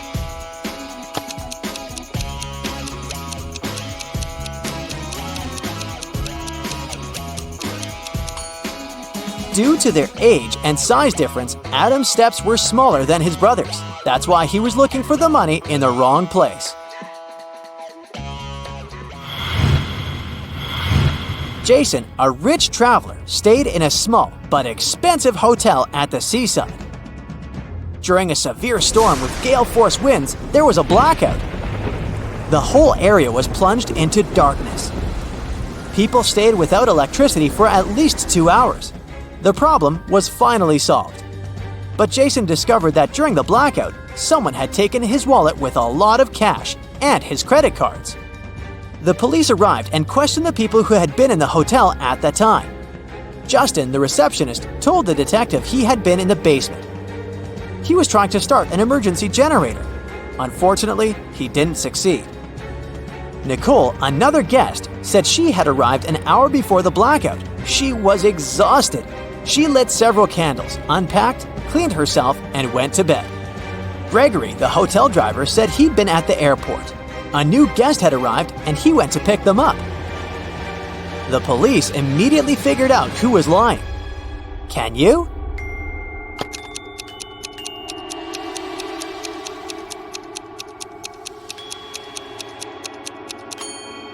The blackout was caused by a bad storm, and planes don't fly in such windy conditions.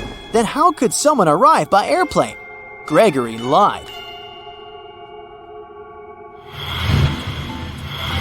Look at this picture attentively and try to figure out what's wrong here.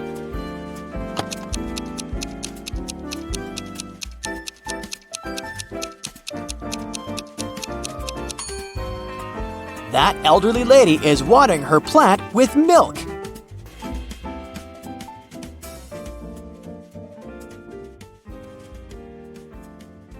Miranda is a witch. She lives with her house elf, Bubba, in an old castle. The property's roof requires renovation. That's why Miranda hires 3 builders.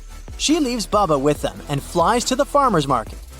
In the evening, Miranda returns and finds out that the builders have already fixed the roof and left. But someone stole the most powerful artifact from Miranda's library, an ancient snake statue. Bubba swears to have nothing to do with the robbery, and Miranda suspects the builders. Luckily, she has cameras around the castle. Take a look at the footage made in the morning and in the evening. Is it true that the thief is among the builders?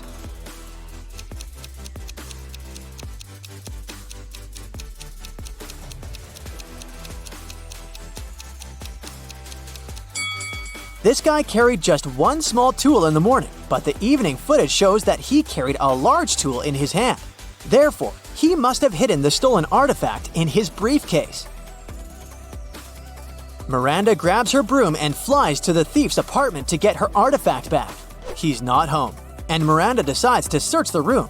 Can you help her find the artifact?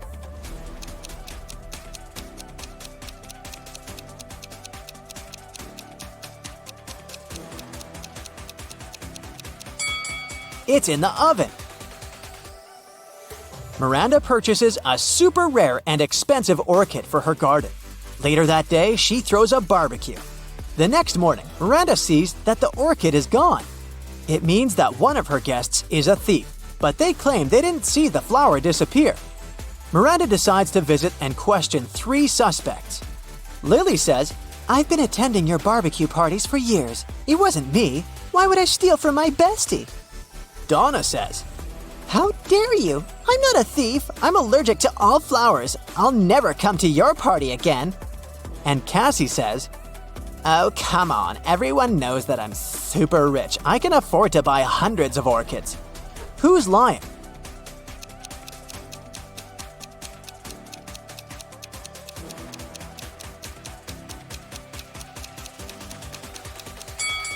Donna has flowers on the windows, which means that her story about the allergy is fake. The magic world is facing difficulties because the master wizard got sick. Miranda was chosen to carry out his duties. Her task is to separate magic school applicants between 2 faculties, good and evil. Here's the first candidate's profile. What do you say, good or bad?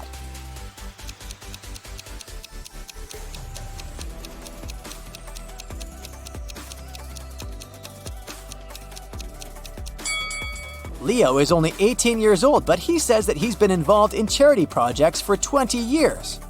Liar! Therefore, he should join the evil faculty.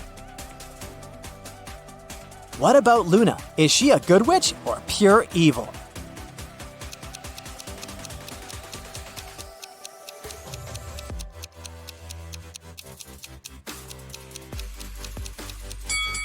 Luna says she's never stayed in one country for more than a year. Therefore, she can't be cleaning her grandparents' house every day, so her story is fake, and she should go to the evil faculty too. Here's the next profile. What do you say?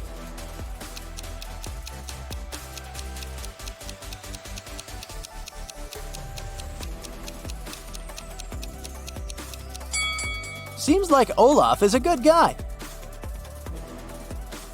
What about Helga? Does she seem good to you?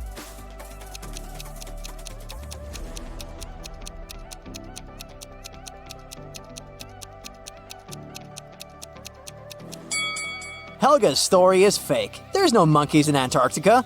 Evil. And here's the last profile. What do you say?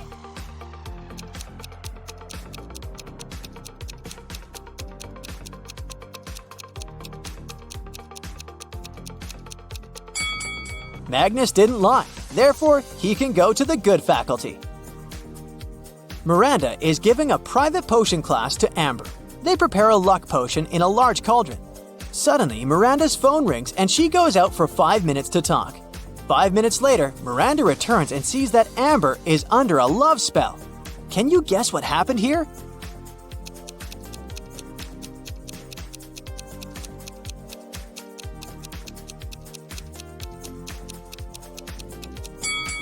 Amber added this greenish ingredient to the cauldron and the luck potion turned into a love potion. Miranda returns home. Suddenly, she hears weird noises from the basement and goes there to check it out. It's dark and Miranda only sees the silhouettes of 3 robbers running away with her box of gold. Miranda calls the police. The officer finds the suspects and invites Miranda for identification. Can you help her find the thieves among these people?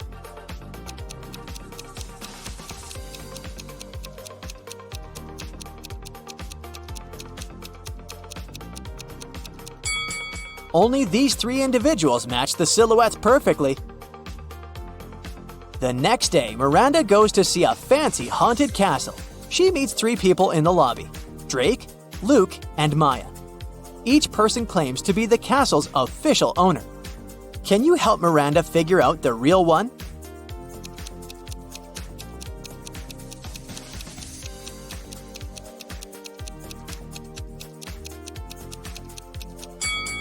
Take a look at Drake. He's holding a badge with Maya's picture, and according to this badge, Maya is a chef.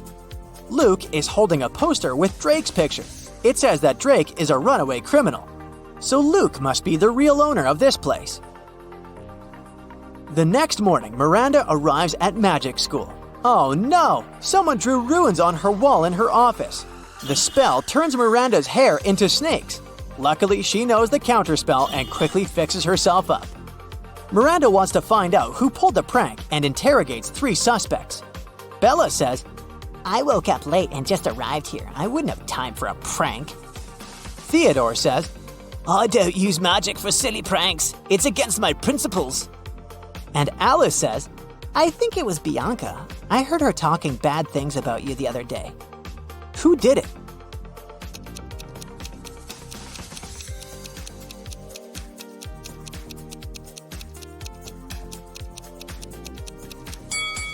Theodore's fingers are stained with blue chalk. The runes on the wall are drawn in the same color. Busted! Miranda enters the class and sees that one of the students is turning into a zombie. Can you guess who?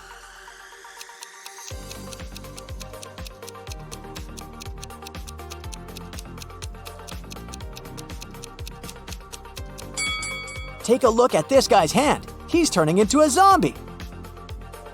After work, Miranda goes to the farmer's market. Can you help her sort an odd tomato out?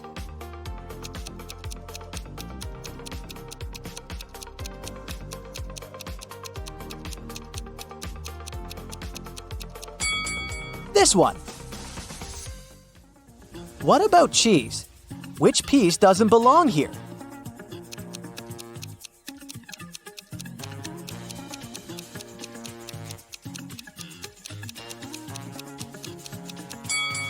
It's over here.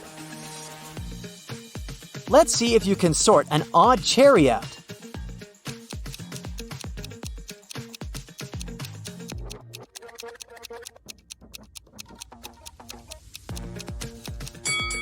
Hello! Miranda returns home. She finds her house elf, Bubba, unconscious on the floor.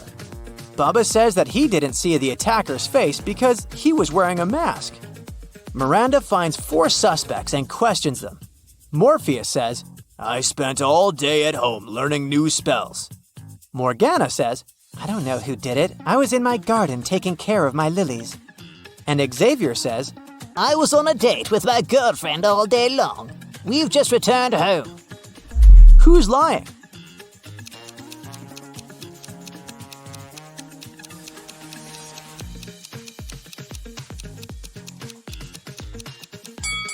Although Morpheus has a solid mask collection, it doesn't prove that he's guilty. Meanwhile, Morgana doesn't have any lilies in her garden. Therefore, she lied. A huge drama is taking place in the Magic School library. This morning, someone tore up an expensive antique spell book. Miranda finds 3 suspects and asks them only one question. Did you enter the library this morning?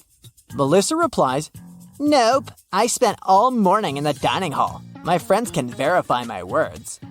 Wendy says, I was doing my homework in the classroom all the time. I would never steal a book. It's against my principles.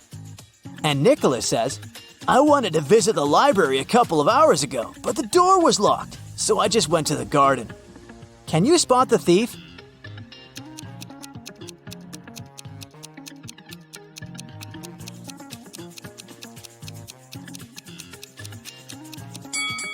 Miranda never mentioned what exactly was stolen, but Wendy is already making excuses.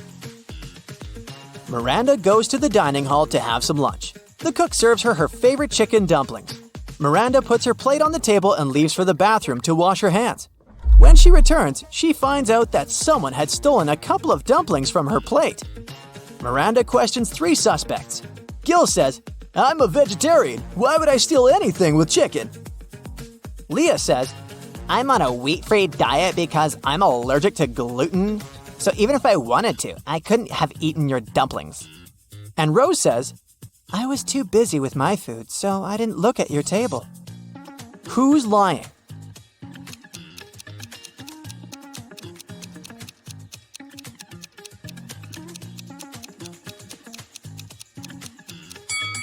Leah, if she's allergic to gluten, why did she order this sandwich? Rachel called the police early in the morning. When they arrived, she told the officers her story. I work in a museum. Yesterday, I took home several ancient books. I wanted to do some research, but then a blackout happened. I lit a couple of candles and continued my work. Suddenly, I heard the doorbell ring. When I opened the door, someone in a black mask hit me on the head. When I recovered, the books were gone. Detective Anderson arrested the woman for misreporting. Why?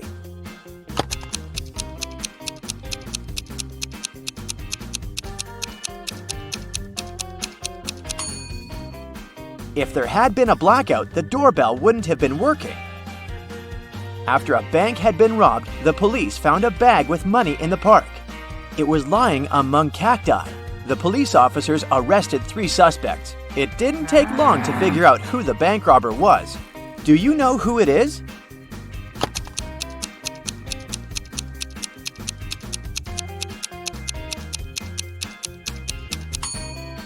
It's the man on the left. He's the only one with some scratches. They must have been left by the cacti. Detective Brown stopped a man leaving a clothing store. The sales assistant claims you've stolen some expensive gloves. These are my gloves! I've had them for ages, the man exclaimed. But the detective immediately understood the man was lying. How?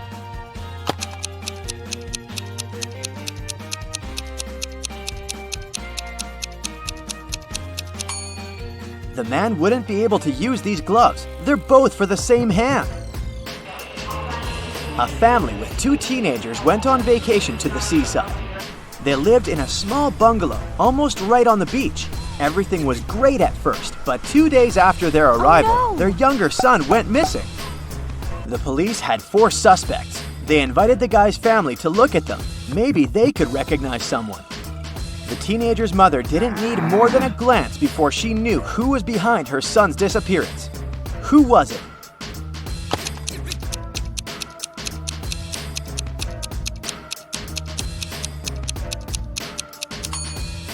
It's the man wearing the missing guy's baseball cap. Michael was going home from the gym when everything went black. When the guy came around, he found out that he was in a locked room. Next to the door, there was a computer with a keyboard. On the screen, there was a riddle. Michael had to type the correct answer and the door would open. The riddle went like this. It makes two people out of one. What is it? Michael typed the correct word and the door opened. He was free to go. What was the answer?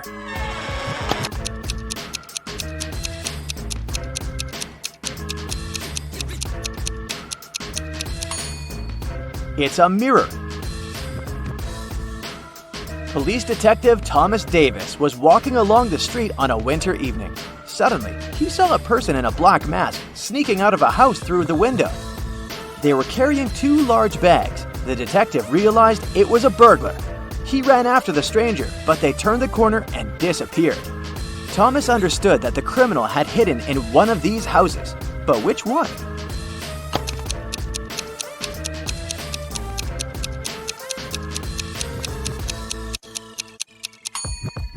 It can't be the house on the left. There are too many people inside. There are no footprints in the snow leading to the house on the right. It means no one has been there for quite some time, which leaves us with the house in the middle.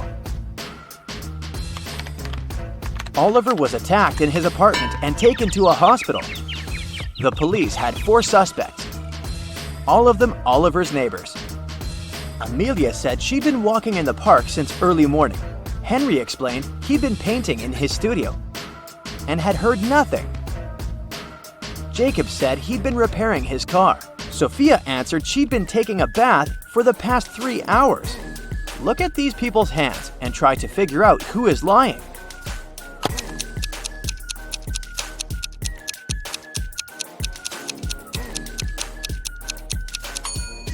It's a bit strange that Jacob, who'd been repairing his car, and Henry, who'd been painting, both have such clean hands. But they could have been wearing gloves. At the same time, Sophia's hands and fingers aren't wrinkled. But it would be a natural skin reaction after 3 hours in a bathtub. How many bricks does it take to complete a building?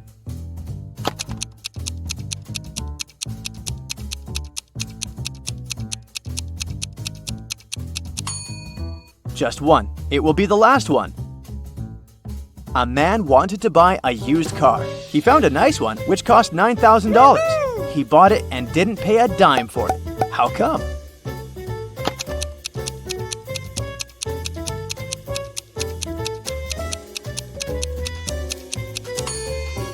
When paying $9,000, you don't need to spend dimes. Now let's check your math skills. How can you write 45 using only the number 4?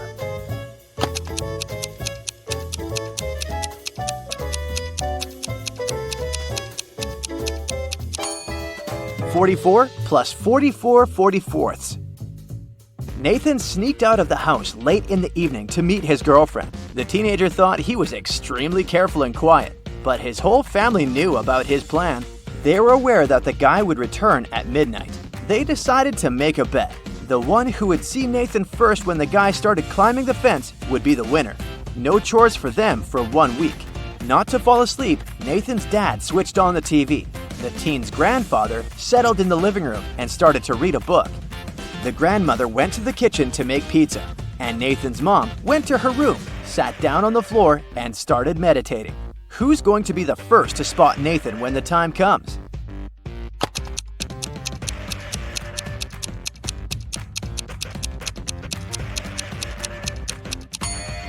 Nathan's mom. Her eyes will be used to the darkness, and she will see better than the others. The CEO of a large company called the police. He was sure that one of his employees, Victoria, had stolen a memory card with secret information. She was going to sell it to the competitors. The police arrived at Victoria's house, but the woman didn't let them in without a warrant. The officers had to leave to get all the necessary papers. When they came back, Victoria was already sitting in her car, ready to drive off. The police officers arrested the woman. They searched her car and clothes, but found nothing. And then, when they were about to give up, one of the detectives realized where Victoria kept the memory card. Can you figure it out?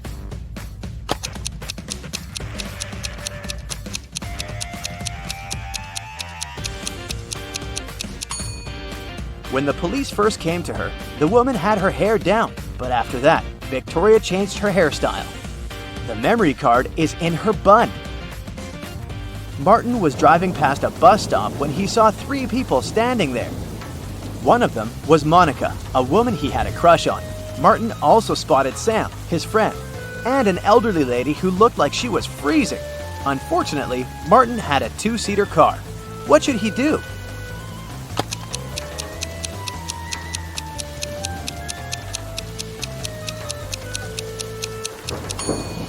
He should let Sam borrow his car and stay at the bus stop with the girl he likes. This way, Sam will be able to give a lift to the elderly woman, and Martin will have more time to get to know Monica better.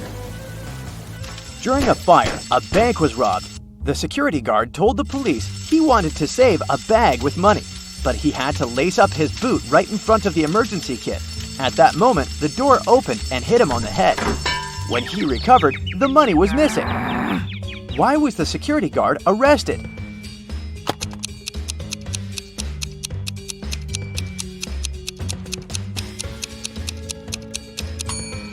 All emergency doors open outward. In Middleton High School, a teacher decided to play a game with students. She wrote a riddle on the board, and the first student that got the answer correctly would win a big prize. The riddle she wrote went like this: I am clean when I'm empty, and I'm dirty when I'm full. What am I? Barbara immediately knew the answer to this one and won the prize. Can you guess what she answered?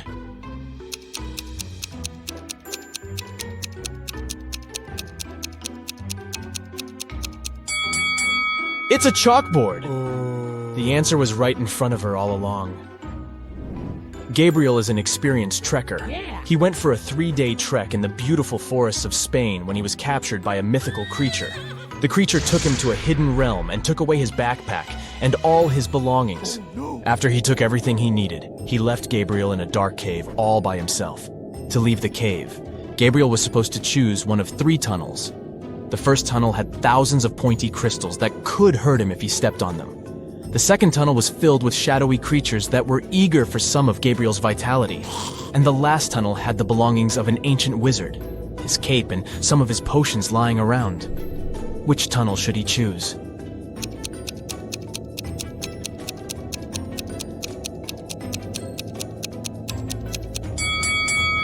I'd say the last one, right? Since it only has the wizard's belongings, the wizard himself is nowhere to be seen. Oh no! The third tunnel was a trap after all. It took Gabriel to the wizard's tower. When he walked into the tower's only room, he got locked inside it. And to make things worse, when he looked down, he saw that the tower was on fire. The room had no doors, and only a small window. Thankfully, he found there were 3 magic potions that could help him escape. Yes! The first potion had the power of giving him incredible physical strength. With the second potion, he could summon any animal he wanted to help him. And the last potion would turn into a vampire. Which potion should Gabriel choose?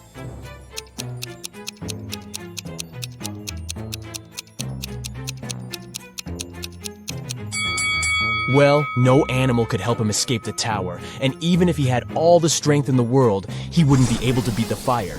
But if he turned into a vampire, then he could transition into a bat and fly away through the little window.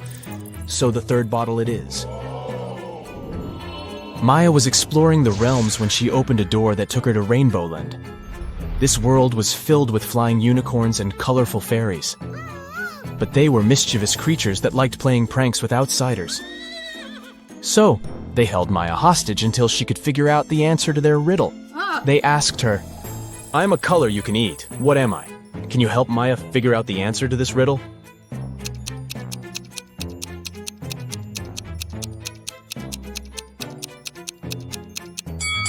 It's an orange! Way to go, Maya! But the fairy people were in the mood for playing more games, so they continued with their riddles. They asked Maya, I make 2 people out of 1. What am I? Maya had to think for a while to answer this one, but she got it correctly. Yes! What did she answer?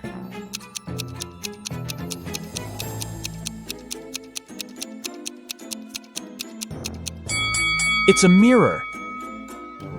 Taylor was walking through the streets of New York City when she tripped over something, fell down, and hurt her head. When she woke up, she was at the hospital with doctors asking her a bunch of questions to see if she was all right. The funny doctor, who is known for his riddles, asked her, "What has a head, a tail, is brown, and has no legs? Can you help Taylor out here?"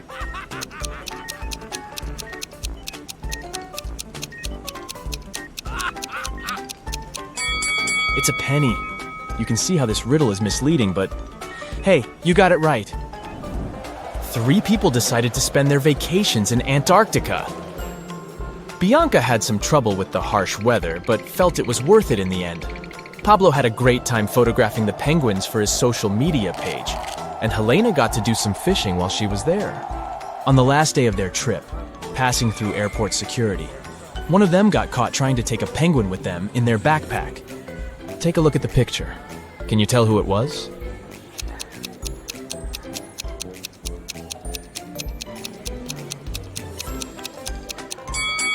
Let's see what we have here. Well, is that a penguin's feet poking out of Helena's backpack? It sure is.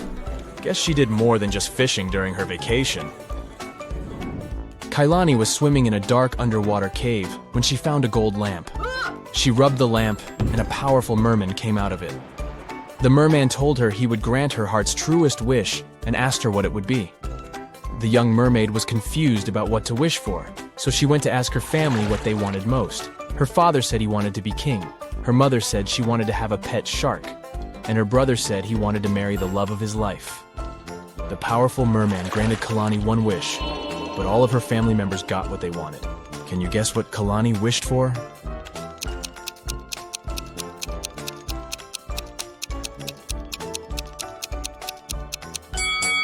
Kailani wished that her father, the king, attended her brother's wedding to the love of his life, and that her mother's pet shark be the one that carried the rings down the aisle. Smart girl. Yes! Bob was blindfolded and put into a shaky van. When he woke up, he was alone in a dark, empty room. There was nobody there, but there were 3 envelopes on the floor. A post-it on top of the envelope said, "Each envelope contains a red capsule and 2 statements. In one of these envelopes, both statements are false. In another envelope, both statements are true. You have to choose the correct capsule to get out of this alive."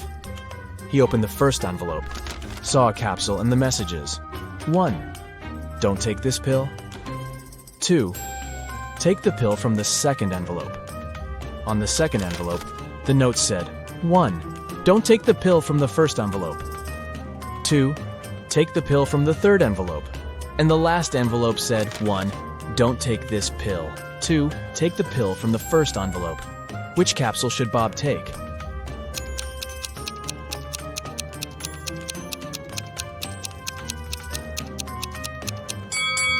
He should trust the pill from the third envelope. Let's see why. The first message of the first envelope is true, while the second is false. Both messages from the second envelope are true. This leaves us with 2 false statements on the third envelope. It's the finale of the Big Money Buzz show, and Natalie is faced with a difficult task. There are 3 fish bowls, each one of them containing a different amount of gold bars inside. If she manages to put her hand inside one of the bowls and take it out, she can keep the gold bar. The first bowl has scalding hot water inside of it. The second is filled with flesh-burning acid. And the last bowl has a couple of venomous scorpions walking around. Which bowl should she choose?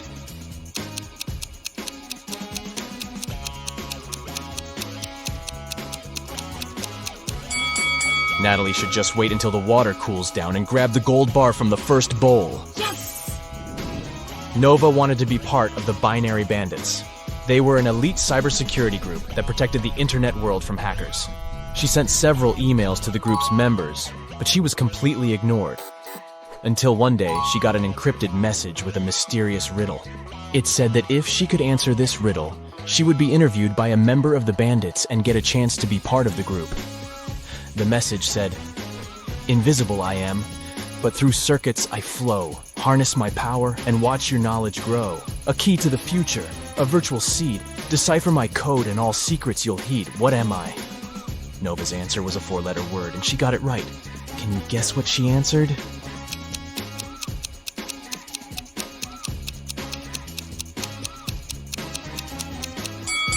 She answered, "Data."